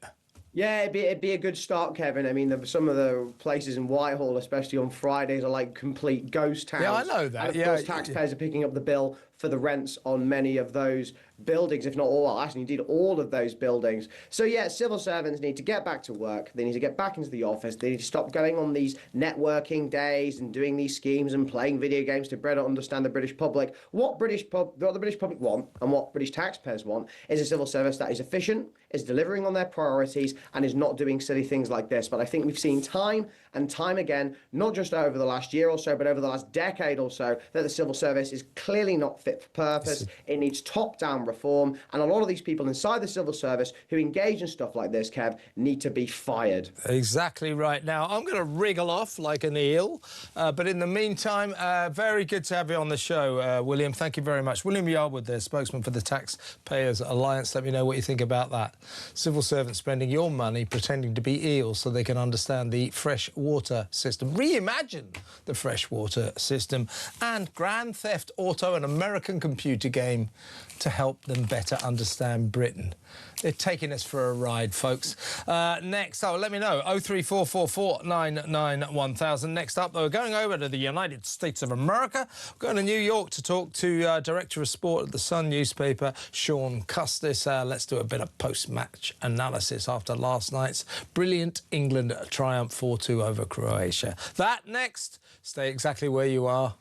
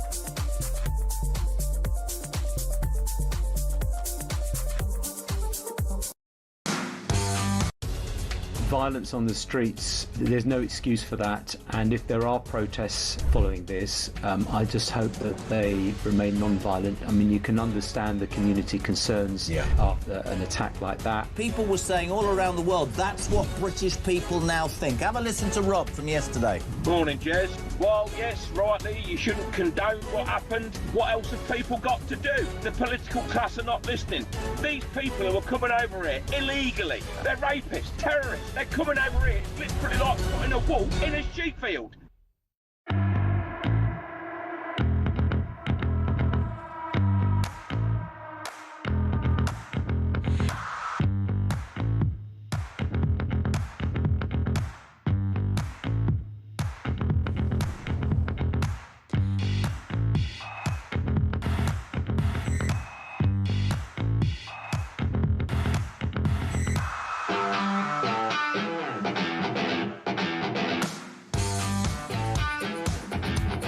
Across the UK, on DAB+, on YouTube, on your mobile, and on your side. This is Talk. Right, it's so good they named it twice. Let's go across to New York, and talk to the Director of Sport at the Sun newspaper, Sean Custis. Hi, Sean.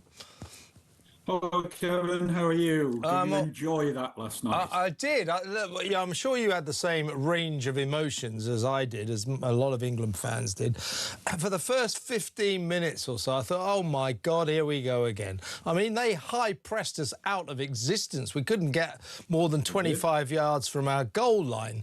And I thought, oh, this is bad. And then, we broke out of that a bit. I thought the first 45 minutes were, at best, mediocre. Something happened at half-time. We know what happened. Thomas Tuchel delivered a speech to the team. He said to them, listen, what's the worst that can happen? You lose. Go out there and play your game. And they came out in the second half and they were transformed. They were dazzling. If they play like that, Sean, I would put money on them to actually win the World Cup. As Harry Kane said, hate the cliche, I'm sure you do too, but it's opposite in this example. That was a game of two halves. No, it absolutely was a game of two halves, and that's why Thomas Tuchel is a good manager. He delivered a plain, simple message. We've had a lot of issues in the past with England about pressure of the shirt, everybody afraid to make mistakes. They'd rather pass it 2 yards sideways than take a risk. And Tuchel wanted them to take risks. He wanted them to get up the field, he wanted them to get on the front foot, and he wanted them to take the game to Croatia, which we weren't doing in the first half. He put that right. That's why he's a good manager. That's why we're employing him, and that's why he might take us a long way in this tournament. Can we persuade Harry Kane not to do that sort of skip before he takes a penalty? That's not his style. He's a brilliant blaster of penalties and a damn fine penalty taker, one of the best in the world, I think. Suddenly he's got this new technique, and when he was interviewed afterwards, I mean, they had to retake it because the keeper came off the line and one of the Croatians ran into the goal area. He said, well, I did it because I knew it would make the keeper come off the line. Well, Harry, here's a better idea. Just score. Yeah. I mean, I'll take that on board, but I don't think we'll beat Harry Kane up too much, to be honest. No, don't get me wrong. Brilliant captain performance. I'm not sure I really want to see him on the edge of our own area, picking up the ball. I prefer to see him further up the pitch. But even right at the end there, he was defending for dear life. He was taking one in the chest, a shot on goal from the Croats. He wanted to be everywhere. I've never seen him fitter and in better form. I suppose the slight problem is if Harry got injured, we might be in a bit of trouble because we're building our whole game around him. We push out wide. We want to get the crosses into him. It is geared to Harry being at his most effective, and certainly you'd have to say that worked last night. Yeah, I mean, we were fair to say pretty dazzling in the second half, and don't forget we missed a fair few as well. Would you agree with my assessment? If we manage to maintain those standards, we're going to be a serious force to reckon with in this tournament. Absolutely, and as Carl Walker has said to us, there's probably only France can compare with us with the strength we've got to bring on in attack when you're bringing on... Yeah, those substitutions were astonishing, weren't they? And being brought on at a time where perhaps Gareth Southgate didn't always do that sort of thing. I was actually a big Southgate fan, but if you'd level one big criticism at him, he tended to stick with the team a bit too long at times. Could have made changes earlier. He would bring on subs maybe 81, 82 minutes. Tuchel's changed it after 70, and we got fresh impetus at a time when we were winning 3-2. He wasn't looking to save the game. He was looking to push on and put it beyond the Croats' reach, which is what we did. Let's move on to some of the other teams. Obviously, the big teams have opened their accounts, Argentina, France, etc., and opened them very, very well. Spain, not so good, but don't write them off, obviously.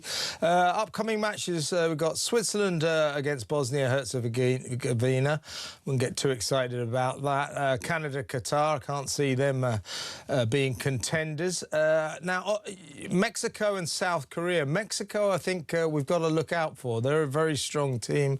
Also, America looked pretty good, didn't they? Won their first game 4-1, wasn't it? So we've got Mexico are playing South Korea, USA playing Australia. These are tomorrow. Today, Switzerland, Bosnia, Canada, Qatar. Not that interested in those games. But a word, I think, about Mexico. They're going to be contenders, aren't they? Yeah, especially as they're one of the host countries and we could meet them in the knockout round. So, yes, that is something to worry about. It's a bit down the line. You were saying about USA, Kevin, it has woken people up a little bit here, that result, because Americans like winners. Once they see they've got a winning team, they get on board.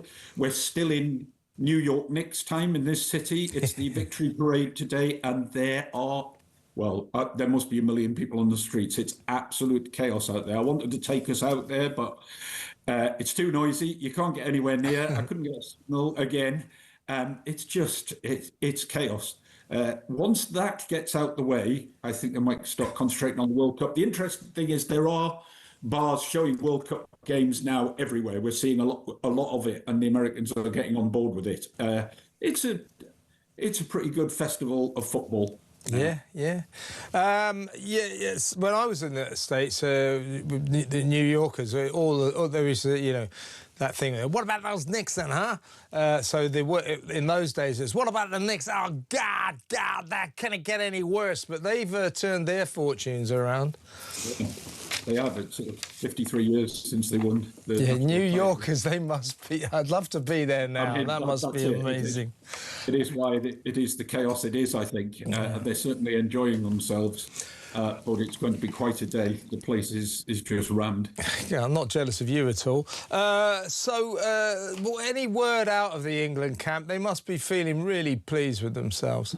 No, in good shape. And also, I was delighted to hear that we didn't get too much of we've got to take each game as it comes, keep our feet to the ground. There wasn't too much of that. There was yes, we enjoyed that performance. Tuchel enjoyed that performance, saying how much it was good for the nation. I'm pleased with himself, I would say, that he turned that around and that the players responded. And there's a very buoyant mood in the camp. I don't think it's arrogant. I don't think getting carried away with ourselves, but it is a very good reason to be optimistic. Well, I was one of the pessimists who thought quarterfinals, if we're lucky. I'm changing my mind. And we play like that in the second half, we are going to be serious contenders. I have no doubt about that. I'm with you. I mean, we have had some good performances in previous World Cups, you might call false dawns at times, and ultimately we've come up short. But Croatia are not a bad side. Maybe a few of them a little bit aging when you look at Modric and Perisic, those sorts of players who've been around a long, long time. But they're a decent team, no doubt about that. Yeah, it's exciting. Of course, they proved it. They scored a couple of goals and maybe could add another one as well. So, yes, they did show they're a decent side. There are some people who think Ghana might be a stiffer test, which is our next game. I'm not so sure about that. I wasn't overly impressed with them in that game against Panama, which they played last night and just sneaked through with a 1-0 win. Yeah. But it's put quite a bit of jeopardy on the next game, obviously, with both having 3 points. And whoever wins that will be in pole position. Just quickly, what's your next game in New York, Sean? I think it may be Ecuador. I don't know, Kev. There's definitely one on Tuesday. I'm going to tell you, but it's Tuesday. OK, listen, Sean, enjoy that game, and you can get all the Sun's brilliant coverage on the Sun website and read it in the newspaper. That's Sean Custis, Director of Sport at the Sun. Next up, Ben Habib joins me, so stick around.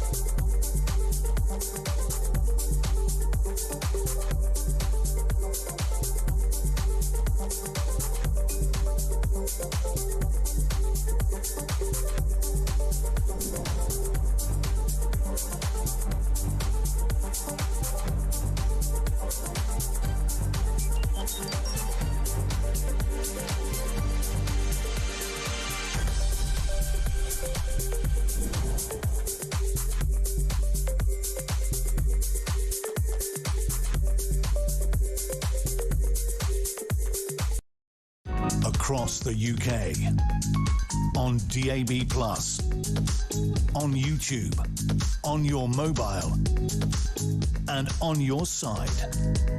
This is Talk.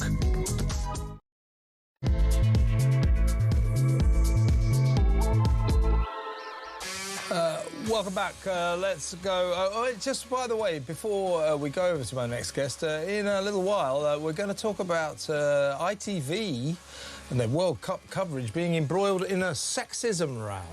Emma Hayes is their female pundit out there in New York for ITV, sitting alongside, or kind of working alongside Ian Wright, Mark Pogish and the gang. And she's a good pundit, good analysis, good analyzer of the game. Anyway, when she does her bits, they stick her in a kitchen. What's that all about? Why do they put Ian Wright in a kitchen? Why does she look at that? That's just ridiculous. You know, it sort of indicates that even if subconsciously the guys at ITV, they think football is a man's game and a woman's place is in the kitchen next to the saucepans. This is an absolute mess, isn't it? We'll talk about that in just a little while. ITV, look at yourself. Get your act together. Can't do that. We'll talk about that in a little while. First of all, though, let's talk to Ben Habib, the leader of Advance UK, which is no longer a political party because he did the responsible thing and stood his party down in order to not divide the right. So welcome to Ben Habib. Ben, lots to talk about today, but I want to first get you on these monsters, these two gay guys who sexually abused their adopted baby son to death. Preston Davey, poor little boy, 13 months old, was sexually abused to death. Let's not go into the details, but they are just too horrific. It's just so shocking. Today in court, Jamie Varley, 37, who was a teacher, who subjected this child to sexual and emotional abuse during the final 4 months of his life, was this kid, by the way, drowned accidentally in a bath, but a post-mortem examination discovered the child had suffered 40 injuries. That's great, isn't it? This vile animal, Jamie Varley, 37, a teacher, for God's sake, he was sentenced to a whole life sentence. The judge, Mr. Justice Turner, said that he had subjected this poor kid to unremitting abuse and that he would never, ever see freedom again. Frankly, this is a case where I think we should bring back the bloody death penalty. Here, his partner, monster John McGowan Fazakali, 32, he was found guilty of sexual assault, child cruelty, and he was sentenced to 25 years.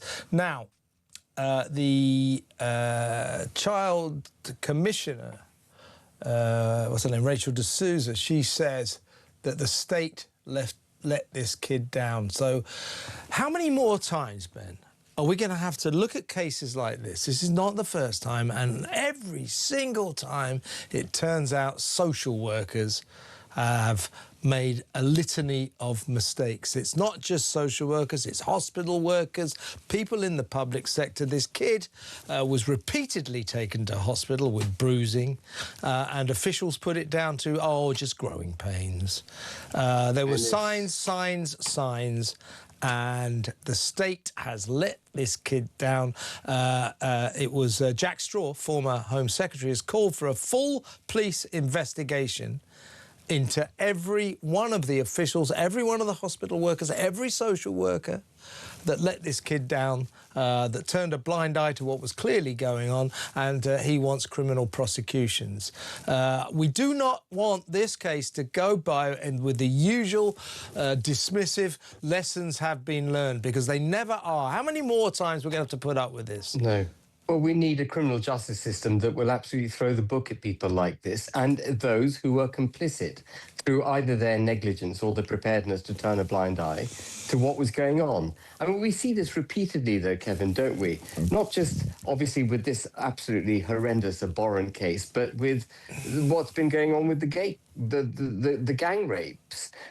Similar kind of failure of institutions, the NHS, social workers, local councils, people who should have been able to spot what was going on, who had opportunities to spot what was going on because they were examining the children concerned, and allowing the abuse to take place. And it's an absolutely tragic, awful case. When a child of that age is killed, that child, by definition, is 100% innocent in every single respect. They haven't had an opportunity even to live. That baby, and they've been robbed of that. Yeah, that baby, Ben, was used as a sex toy by these two monsters. So let's just analyse this. These two guys should be castrated. Well, I mean, I would say bring back the death penalty for cases like this. But seriously, let's analyse this. Now, the adoption process is very rigorous. How did these two monsters manage to get through that process and be given custody of this poor little boy? We have to ask this, don't we? And why, time and time again, did hospitals say, oh, he's bruised, but, you know, that's just growing pains? I say this is pure speculation on my part, but it's going to be the same old story. I'm going to hazard an educated guess that blind eyes were turned to this couple. They were given an easy ride with adoption. They were not reported to the police during the abuse of this kid because they're gay, and the officials did not want to be seen as guilty of homophobia. Same old story. Absolutely. I mean, whenever you have progressive discrimination in favour of minorities, whether that's ethnic minorities, minority religious beliefs, or minority sexual preferences, any form of discrimination in that favour basically means that you're going to have an undermined system, a system which doesn't treat people equally, will progressively discriminate in favour, in this case, you're suggesting a gay couple, and not doing the rigorous checks that are required before you hand over a child into their care. And I'm sure that there must be many, many cases of a similar nature where this kind of stupid, woke, progressive discrimination is undermining security and law and order in this country, where we see it repeatedly. For example, the security and safety of vulnerable underage white girls, 250,000 of them, who were tortured and raped by the rape gangs, who were turned a blind eye to because officials, social workers, teachers, coppers were terrified of being accused of Islamophobia because the vast majority of these gang members were Muslim men of Pakistani heritage. Yeah, or the three children who were killed by Axel Rudakabana, or the killing of that gentleman attempted beheading of the guy in Belfast the other day by a Sudanese person, Henry Novak. Allegedly, got to say that now. Yeah, allegedly. But all of these activities come off the back of progressive discrimination, and a failure as a result of that progressive discrimination for the state and its various agencies to call out what's going on. They call it positive discrimination, don't they? It's far from positive. It's pernicious. It's everybody should be treated equally, regardless of who they are. That's what equality is about, not that DEI claptrap. Now, let me ask you about this. I wanted to get you on this case because it's one of your interest areas. A judge has granted a Jamaican paedophile, a convicted child sex abuser, the right to enter Britain because to stop him, to bar him from coming into this country would breach his human rights. That's what the judge said. Well, my question to you, Ben, is what about the human rights of us, British citizens, in terms of having a convicted child sex abuser in our midst. Doesn't that abuse our human rights? Absolutely. And this is where the Human Rights Act has demonstrably gone so wrong. We see it repeatedly. We see it hijacking. Again, it's similar to DEI. It's slightly worse, probably.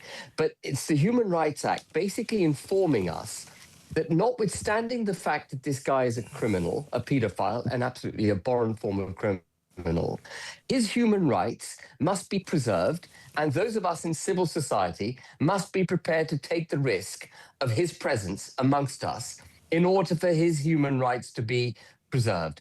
And it's the same argument that prohibits us from enforcing our borders. Even though people are breaking the law to come into this country, it is their human rights that are protected, not the human rights of civil society in the United Kingdom. We have forgotten what it means to protect the British people. We've forgotten who the victim is.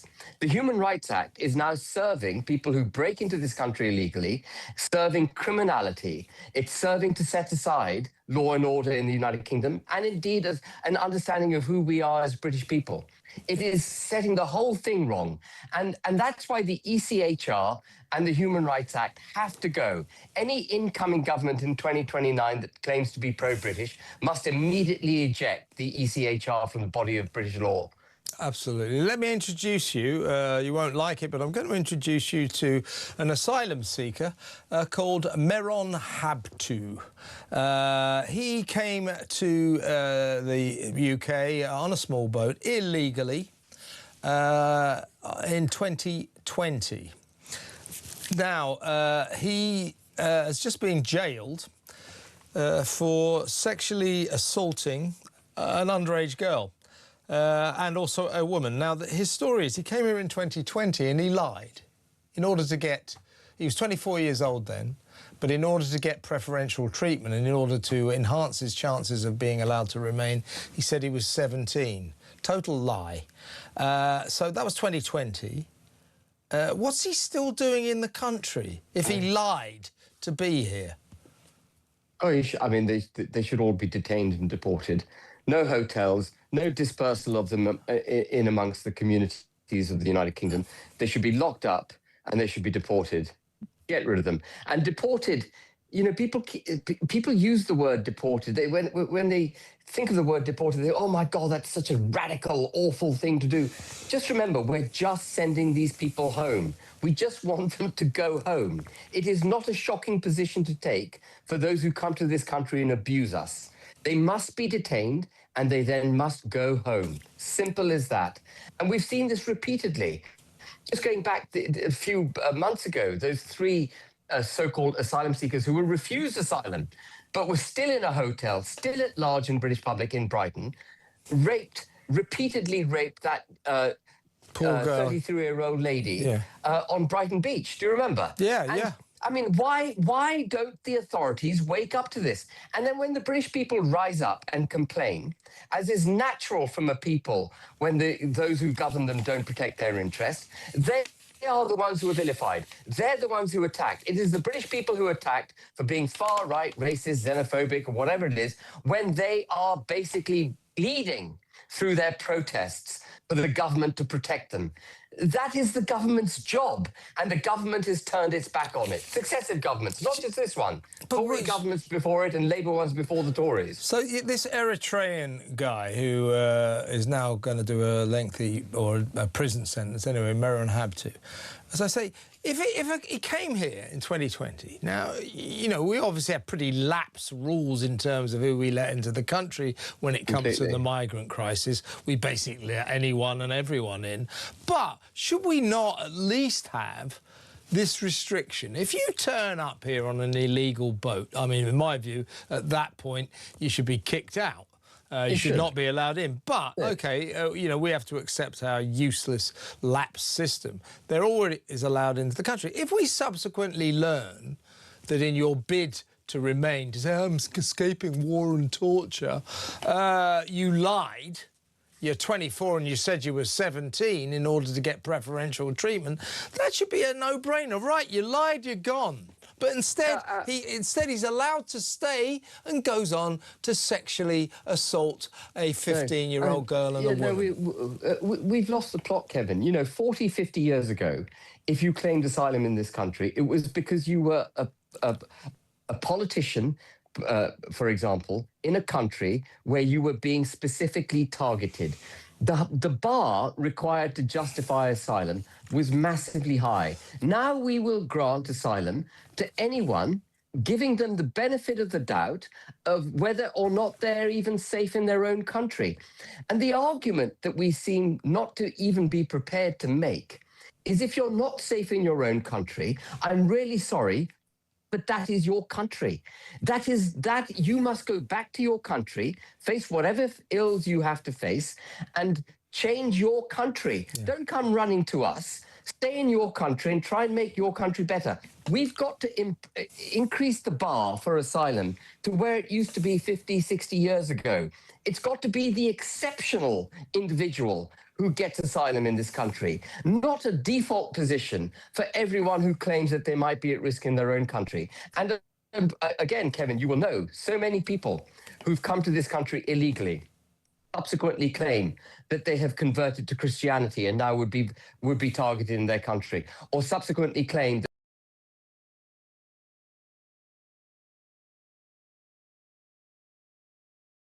detained and thrown out of the country. End of story. They shouldn't be here.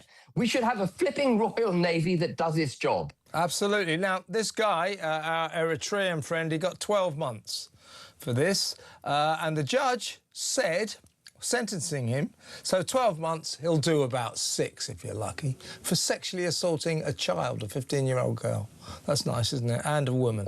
He'll be out in 6 months. The judge said the authorities will then decide if he is to be deported. It should be automatic. I bet you this guy is not is not deported, and you know why. It'll be that same old thing. Well, you see, he's got a paedophile sex crime record now, and in Eritrea, they take a very dim view of paedophiles, and he'll be persecuted if he goes back there. I don't care. I don't care. So send him back there. Send him back to Eritrea. Let him face full might of whatever retribution Eritrea wishes to put on him. He should be subjected to that. He's a repugnant human being. He's vermin. He has no place in civilized society. Let the Eritreans deal with him. Yeah, absolutely, Ben.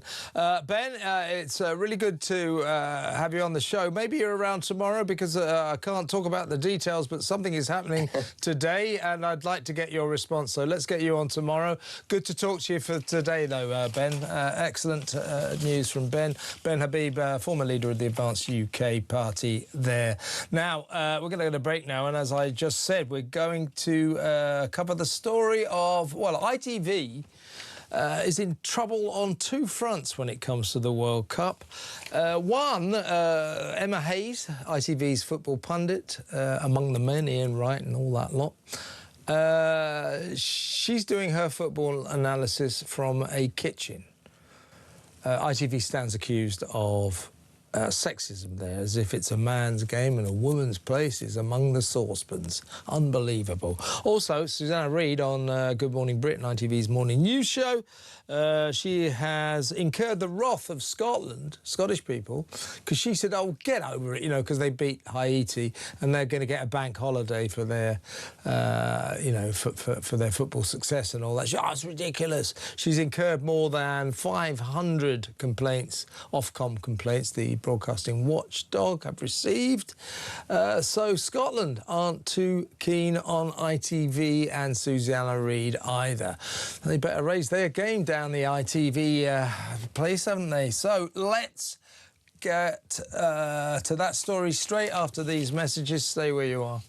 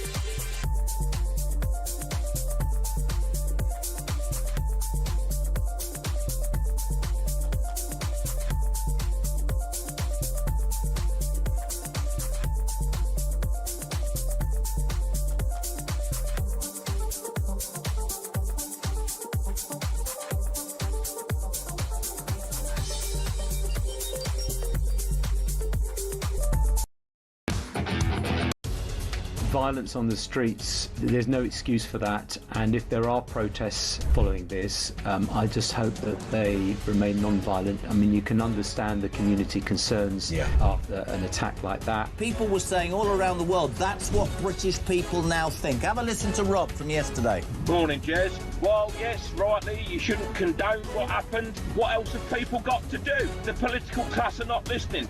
These people who are coming over here illegally, they're rapists, terrorists. They're coming over here. It's literally like putting a wall in a sheep field.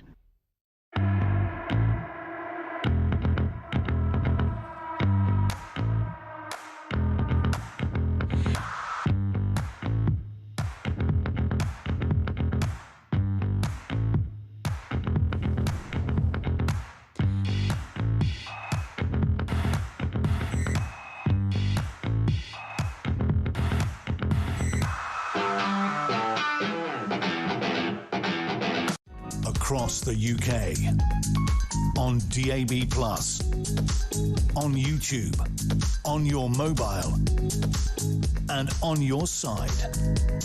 This is Talk. Welcome back. Now, the Scots were given a bank holiday, a day off on Monday, because they all wanted to watch Scotland's first game against Haiti over there in the States. And, of course, because of the time difference, they all had to... The game didn't kick off till 2 a.m. So, you know, the Scottish people were given Monday off because they would have been exhausted, wouldn't they?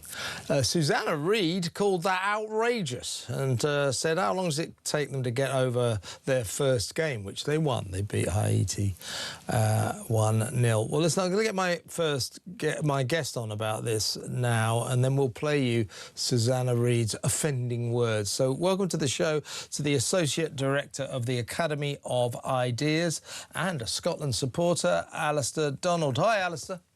Hello, Kevin. Good to have you on the show. Let's have a look at Susanna Reid offending you, I would imagine, and your fellow Scots. The bank holiday in Scotland for their first World Cup opening game. King Charles has approved a new one-off bank holiday to allow fans to watch the late-night World Cup clash. So they get next Monday off. It's pretty outrageous. I mean, how long does it take Scots to get over the fact that they've played their first match? It sets a terrible precedent. So anytime anything happens, there is a call for a bank holiday. Yes. A bank holiday for this, a bank holiday for that. And normally the answer is no, because there's 8 bank holidays and it costs a lot of money to have a bank holiday. Costs billions and of billions pounds for a UK bank holiday. This would cost hundreds of millions of pounds to the Scottish economy. I've seen the case well, they can afford it, obviously. You could understand it more if it was their first game they've been in for ages, but it's the night before. How hungover do they get? It's the morning before, Gillian, not the night before. They've got a whole day to get over their hangover. Well, that little sequence, Alistair, has earned GMB and Susanna Reid 508 complaints to the broadcasting watchdog, Ofcom. That came in right after the show finished. They're inundated with these complaints, and I'm with the complainers. I mean, for God's sake, I know bank holidays cost a lot of money, but come on, Scotland, how often are they in the World Cup? How often do they win their opening match? Come on, what a po-faced thing for Susanna Reid and the gang to say. Yeah, not very often is the answer to both those questions. So, yeah, good night had by all, I think, on the other night after the Scotland game. Good victory. Let's get that in. And I think... I mean, possibly people have too much time on their hands, to be honest, to be issuing these complaints. I mean, I think the thing was... It was interesting, actually, because the news of the bank holiday came up fairly soon after the fixtures were allowed. And I had got it into my own mind that the Scotland game would be on the Sunday night to get the bank holiday on the Monday. And I was away last week and came back on Saturday night, thinking I'd watch the match on Sunday night before the bank holiday. And I was getting all these messages and people were saying, what do you think the score is going to be tonight? So I hadn't even realised myself that the game would be on the Saturday night and not the Sunday night. But Scotland, obviously, very dynamic economy, got lots of money to spend, giving people days off. The interesting thing, I think, and the notable thing was that it was actually civil servants and public servants who had the day off. Businesses were told, well, it's up to you if you want to give people your day Oh, off. I see. Yeah, of course, government and public sector employees getting a much favourable deal as usual. Yeah. Yeah. If you're going on the roof to put some slates up the next day, then you're working, because you can't afford to take the day off. So anyway, I think selective. I just think they weren't. Old Susanna and the gang weren't really thinking there. Now, can we move on to another sort of television issue surrounding the World Cup? I'd be interested in what you feel about this. I'm not usually the sort of guy who goes, this is absolute sexism and all that kind of stuff. But I can see the point of this row, which ITV is now embroiled in. This is their coverage of the World Cup. Amazing studio over there, overlooking the Manhattan skyline and Brooklyn Bridge. Ian Wright and all the gang sitting there. And their female pundit, the excellent Emma Hayes, who's very good, by the way. When they go over to her for her football analysis, she's standing in a kitchen. So ITV is being accused, look at that, she's being accused of rank sexism here, insofar as the implication is that the boys, the lads at ITV still think soccer is a man's game and a woman's place is next to the saucepans. What on earth were they thinking? If anything else, if nothing else, they weren't thinking ahead, were they? Yeah, I mean, what were they thinking? Can you imagine the producers' meeting sitting around saying, well, what are we going to do with Emma? Put her in the kitchen. Put her in the kitchen. I mean, it's just such a head scratcher. I can't work out myself what they were thinking of. Of course, the thing about it is that ITV have been so keen to make such a big thing of the fact that they're out in America and the BBC are stuck at home in a studio up in the north of England. So they wanted to demonstrate their superiority, and but by God, they've made a classic bloop here in terms of what they've come up for. As you say, she's actually very good in that 3-minute little slot. And fair play to ITV in one sense is they've tried to do something a little bit different from that break, rather than just have the kind of BBC co-commentators drone on for the 3 minutes. So it was kind of a good idea to do something. But what a mess they've made of. They really have. So you got Gary Neville, Ian Wright, and the gang all sitting around the men. Around the table discussing the match. Let's go over to the kitchen and get the woman's view, shall we?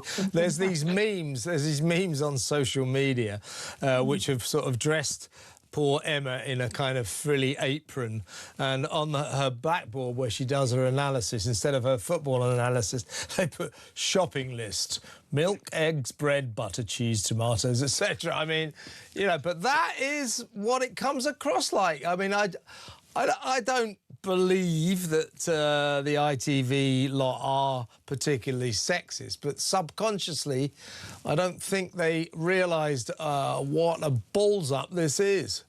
It just seems so odd when you were watching it that it went from the studio with the background of all the skyscrapers into this not particularly interesting kitchen. I mean, it was just so utterly bizarre that you just cannot fathom out what they were thinking at all of this. I think they should get her out of the kitchen. As you say, it's a particularly crummy-looking kitchen. It looks like something out of the 1970s. So if they must put her in the kitchen, they could have at least got a modern one.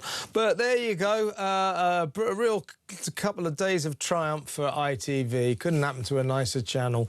Alistair, great to have you on the show, and good luck to Scotland, seriously. Alistair Donald there, Associate Director of the Academy of Ideas Scotland fan there. Let me know what you think. Why is Emma Hayes in a kitchen? Come on, it's 2026. If there are any Scots out there, what do you think about Susanna Reid basically calling you a nation of chances? Well, you're getting a day off just because of a World Cup match. It's Scotland. They haven't been in the World Cup, I think, for, is it 26 years? They haven't won a match for 300 years. So, yeah, come on. Give them a break. Unbelievable. Let me know what you think. 0344 499 1000. For the rest of the show is down to you. We're going to speak to you, take your calls, read your messages, maybe WhatsApp voice notes. But best of all, get on the phone and let's talk. It's good to talk on Talk. And the number is, you know what it is, 0344 499 1000. Talk in a minute.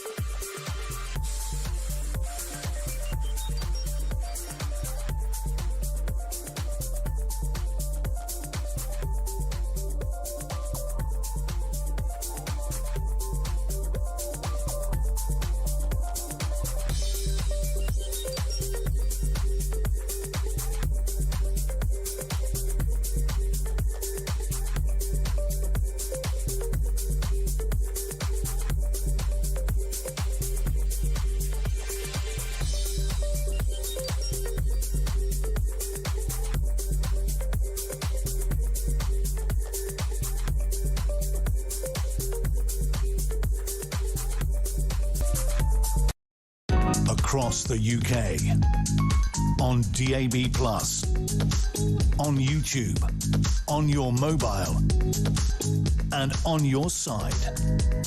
This is Talk.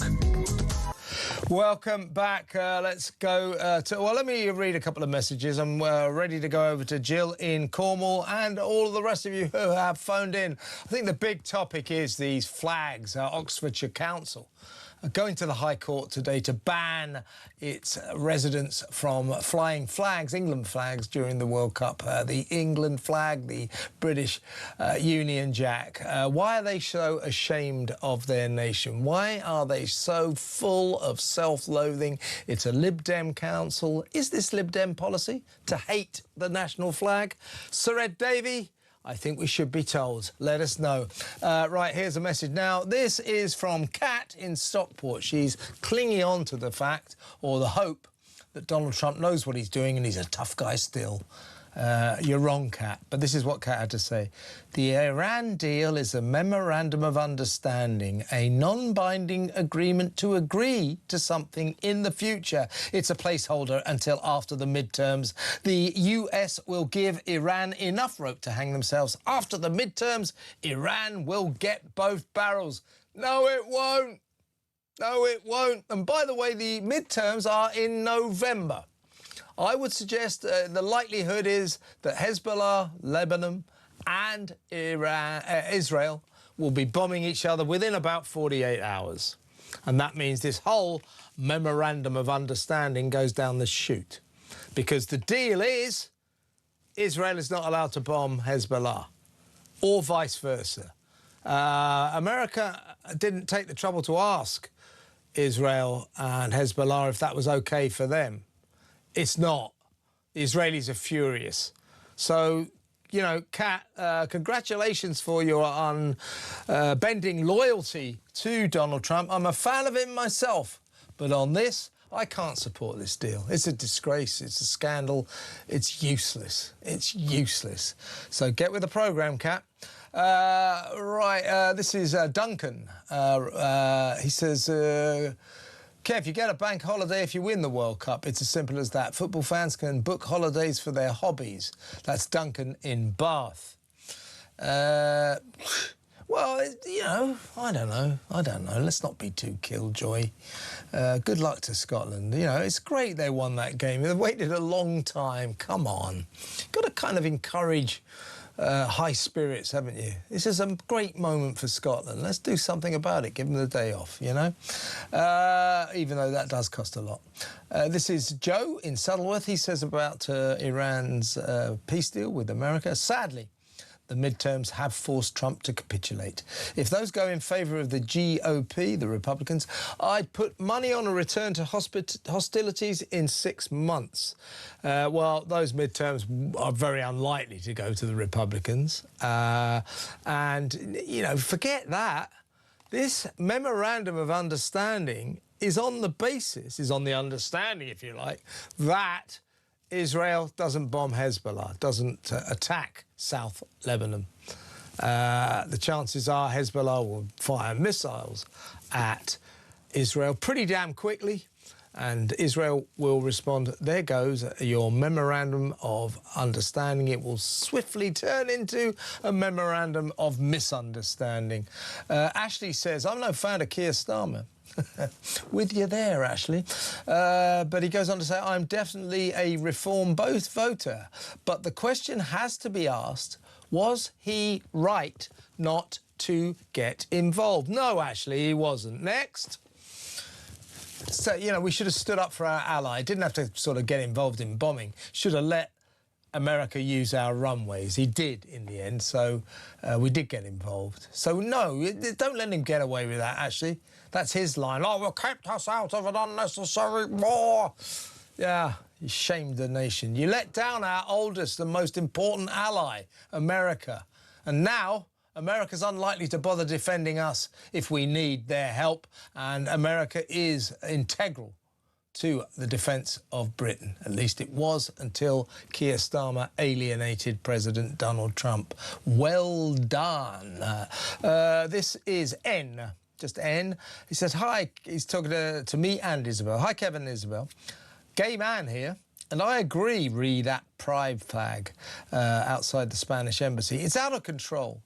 And I don't feel represented by that movement anymore. It's just out of hand. That's from N. Well said, N. Right, let's go to the phone, shall we? Let's talk to Jill in Cornwall. Hi, Jill. You got your flags out? I hope you have. Yes, I have, and I am not taking them down for anyone. I don't give a stuff what they say. Honestly, this country, we were always taught to be proud of this country and what it stood for and what it did and how it got us through wars and goodness knows what. And now you've got some bunch of idiots on some councils in Oxfordshire, and probably the rest of them will follow suit, that say you can't fly the flag. Well, I'm sorry, they can shove it, because I am not, and my husband won't take the flags down, I am not taking down the flags that we have up. What is going on, Jill? This is big now, turning into a sickness from our woke classes, and our woke classes, I'm afraid, are very large in numbers. Now, you've got a Lib Dem council in Oxfordshire who have already said to their residents, don't put flags up, they're divisive, they strike fear into the heart of our migrant, diverse community, all that rubbish. But, of course, the good people of Oxfordshire has told them they can stick their diktat where the sun don't shine. So today, the Lib Dem council, the leading Lib Dem council of Oxfordshire, has gone to the High Court to get a ruling to bring all these flags down. They are full of self-loathing, national self-loathing. They're ashamed of this country. And my point is, Jill, I want to know what Ed Davey says about this. Is this official Lib Dem policy that we despise our national flag? I think we should be told, don't you? So, yeah, we do. But the thing is, this is all to do with culture, isn't it? This is all to do with not upsetting other cultures, and so we float along through the day and we don't have anything to do with our flag. They can shove it. I am telling you. That's exactly my view. I am not having anything to do with this, and I think that people should make their own. If they want to fly the flag, fly the flag. I tell them, fly the flag. Don't take any notice of these idiots in their parish councils, their county councils, whatever, that are saying these things. They can't give a decent reason why they think that we can't have our flags flying. I made this point, absolutely, Joe. I made this point before on this show. You know, it's the World Cup. That's why there's this sort of sudden proliferation of flag flying. Patriots, England fans supporting our boys who are playing their hearts out over in America. Remarkable performance last night. Good for them. Now, around the world, in the World Cup, other participating nations? Do you think there's any of them have banned their citizens from flying the national flag in the World Cup? This is a unique, serious sickness in Britain. Do you know what? It's gone past the point of sensibility, and they think that we're all stupid enough that we're going to follow what they say. My husband, being ex-military, loves the military still. He will celebrate like it's Waterloo Day today, so we've got flags for the Royal Artillery, Royal Scots Dragoons. Sounds great, sounds great. A lot. And there is no way at all that I am taking the flags down. In fact, I am so tempted. Put some more up, Jill. Put some more up. I will do, Kevin. I'll let you know what happens. Yeah, do. Send us a picture. Listen, Jill, keep flying a flag. Great to talk to you as always. That's Jill in Cornwall. Regular caller, great caller. What are you going to do about this flag ban? Let's bedeck our houses. All the people of Oxfordshire, it doesn't actually apply to your property. This is public property, lampposts, things like that. So I suggest to the people of Oxfordshire that you really annoy these awful Lib Dem traitors to this nation and festoon flags all over your houses and your flats. Rub it in their noses. Absolutely outrageous. I've got a text here. This is from Sean. Sean in Bicester, isn't it? Bicester. That's where there's outlet shops there, aren't they? Is that Oxfordshire? Something like that, anyway. Sean in Bicester, he says, I told the story of me running out of gas petrol in the middle of Mississippi, in the boondocks, in the back end of nowhere, and asking that old lady why the gas station, well, it's 11 a.m. Tuesday morning, why isn't the gas station open? Well, round these parts, that don't make never mind. So Sean says, what happened regarding your fuel story when you were in the southern states? Did you get the fuel? Tell you what we had to do, Sean. And seriously, we were so low on gas. I said to my photographer, I said, we can't risk going any further. So we just sort of left the car on the forecourt of the closed gas station, walked into town, and we found a diner and said, when do you think the gas station might open? They said, probably a couple of hours. So we sat down to have something to eat. Nice food it was, lovely food in the southern states in the south. And the waitress kept looking at us, two English guys. This is serious backwater territory. And the waitress kept looking at us like we were exhibits in a zoo or something. And eventually I looked at her and said, can I help you? And she came over to us really, really nervously. And she went to me and she said, yeah, from London? Yeah, we are. London, England? London, England? I go, yeah, London, England, yeah. She said, y'all have dollars there? I said, well, you'll be surprised to hear we have our very own currency. It's another world in parts of Mississippi. It's a great state. The food is fantastic. The people are wonderful. But it can be a bit of a culture shock, I'll tell you that.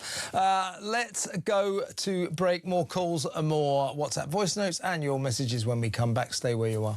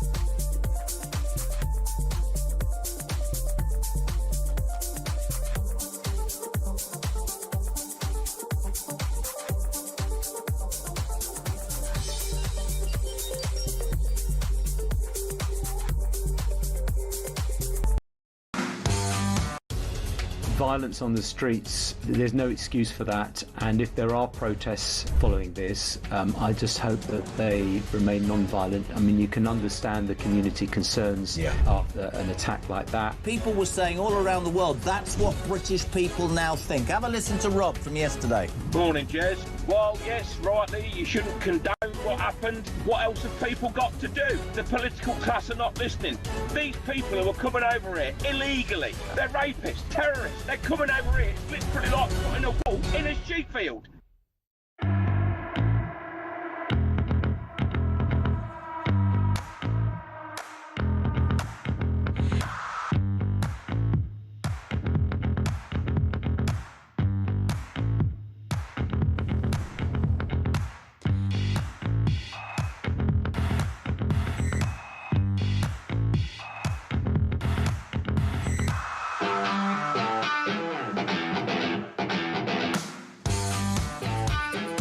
Across the UK, on DAB+, on YouTube, on your mobile, and on your side. This is Talk. Never mind the Iran war. I've been at war with my wife all week, Henrietta, because we've had this sort of massive ants nest. Massive. All over the place they were. And she wants to save the planet, so she wanted to use non-toxic ant repellent. So we're squirting this stuff like crazy. It didn't have any effect on them at all. I said, we've got to start using serious poison to get rid of them. But what a dispute it was. But it's OK now, because we sat down last night after our ants nest war, and we worked out a memorandum of understanding. So for the next 60 days, we're going to work out the details of how we deal with the ants that have been infesting our house. But my first idea is to give them £300 billion to help them rebuild the damage that we've inflicted on them with the non-toxic ant repellent. By the way, we're using poisons now. Right, just thought I'd tell you that story. Now, a couple of breaking stories. The crocodile croc shock, this extraordinary story of the 3-year-old boy apparently chucked into the crocodile pen by a 30-year-old man, we think completely randomly, didn't know the kid. This is breaking news. The crocodile enclosure where a 3-year-old boy suffered serious injuries has been closed until further notice. So the crocodile enclosure that the poor kid was chucked into has been closed. Johnson Zoo in Cambridgeshire said in a statement on social media that they'd done that, and they added that their thoughts and prayers were with the boy and his family. I think that goes for all of us, seriously. Here's more breaking news. Lib Dem MP Cameron Thomas has had the party whip suspended pending the outcome of a police investigation. So a little bit of Lib Dem news there. Mainly the Lib Dem news today, though, is that the Oxford Lib Dem Council's banned the national flag from flying during the World Cup. Well done, excellent move. Here's a voice note from Perry on flags. I would like Talk to get hold of Ed Davies, you know, if he's not too busy playing on water slides and swings and little wooden horses. If he's got time to come on the radio and explain why his party or his council wants to ban our national flag, I'd like to hear his explanation. And also, if it's something this council really strongly believe in, then let's make their names public. Let the public know who these people are that want to ban our national flag, so when it comes round to voting again, they will know who not to vote for. Yeah, I mean, well said, Perry. My view on this, you know, if migrants, foreigners, if they're here legally and helping with the economy and working and all that, they're very, very welcome. Of course they are. But if they find the sight of our national flags distressing and it causes fear for them, then, you know, go somewhere else. If you don't like our flag and you want to live here, you know, to hell with you, frankly. To hell with you. Seriously, it's ridiculous. And of course they're not offended or distressed by our flags. They're grown-ups, they're adults. They live in Britain. They know they're going to have to see our flag from time to time. They understand what the World Cup is. But these Lib Dem idiots in Oxfordshire, the councillors, the town hall tyrants, they want to infantilise foreigners. Oh, poor little things. You know, they're going to be upset. No! Don't insult their intelligence and don't insult our nation. How about that? Let's go back to the phones. Let's talk to Alan in North Yorkshire. Hi, Alan. What would you like to say? Hi, Mr. O'Sullivan. We have spoken before. Yeah, good to have you on the show, mate. The programme you've had today is the best programme I've ever seen on Talk. Thank you very much. You know, I should say, not against particularly stiff opposition, but I mustn't say that. That's just a joke. Very, very kind of you to say so. Thank you, Alan. No, because it's pertinent to me. First of all, I asked the lady, lovely lady that answered the phone, this bloke Tim Weirdo, is that his name, Weirdo? What? You mean Bearder? Oh, I thought you said Tim Weirdo. No, yeah. Well, he should change his name to that. It'd be more appropriate. He's the leader of Oxfordshire Council, the Lib Dem, Tim Bearder. All right, well, he's Tim Weirdo. Yeah, yeah, all right, we'll call him that from now on. By the by, as I understand it, he went to the High Court to get an injunction against the Union Jack and the... And St George's Cross flag, yeah.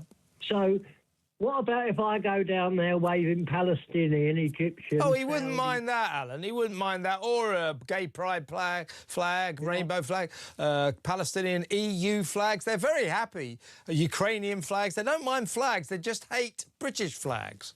And the other thing I want to say to you, which is very pertinent, my 81-year-old wife's dying of cancer. And I don't say this for pity or sympathy. I don't want any of that. She's dying. She's got maybe 2-3 months left to live. Poor thing. They've cancelled her finances. So they've told her she can go home to die. Well, when you say finances, what do you mean? Was she on benefits or...? Well, no, we're 80-year-old people. I was a bus driver. She worked in the shop all her life. OK.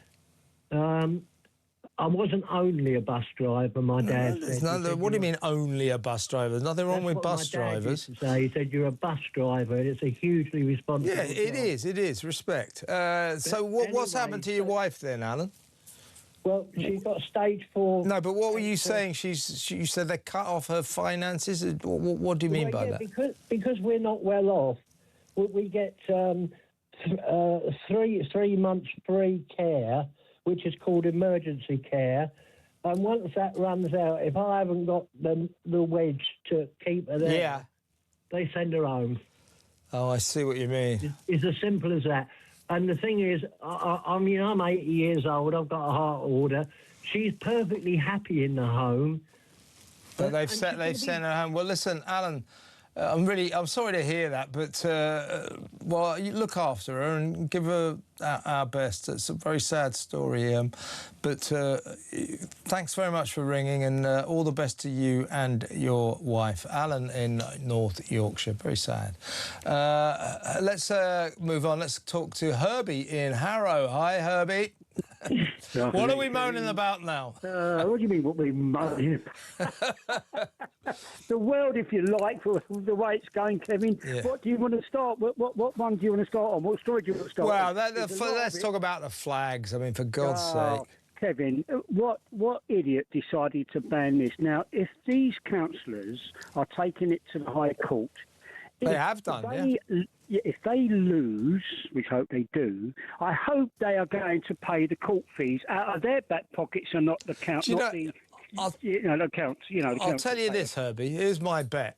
I don't know what their case was to the High Court, but Tim Bearder, the Lib Dem leader of Oxfordshire Council, has been going around saying, we want to take these flags down because they cause fear and distress in our diverse communities. In other words, he doesn't want to upset migrants and foreigners by viewing our dreaded national flags. They wouldn't mind at all, but that's not the point.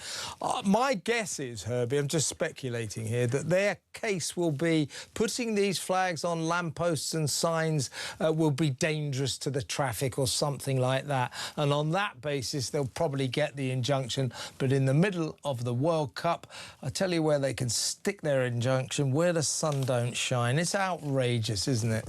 Well, Kevin, it offends me that they want to ban our flag from flying it during this period of time of the World Cup. What about me being offended?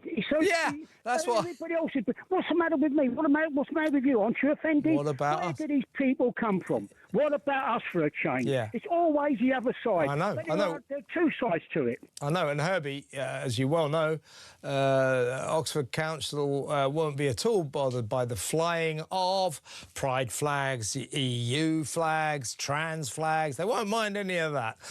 Listen, Herbie, I kind of knew we'd be on the same page on this one. Always good to talk to you, mate.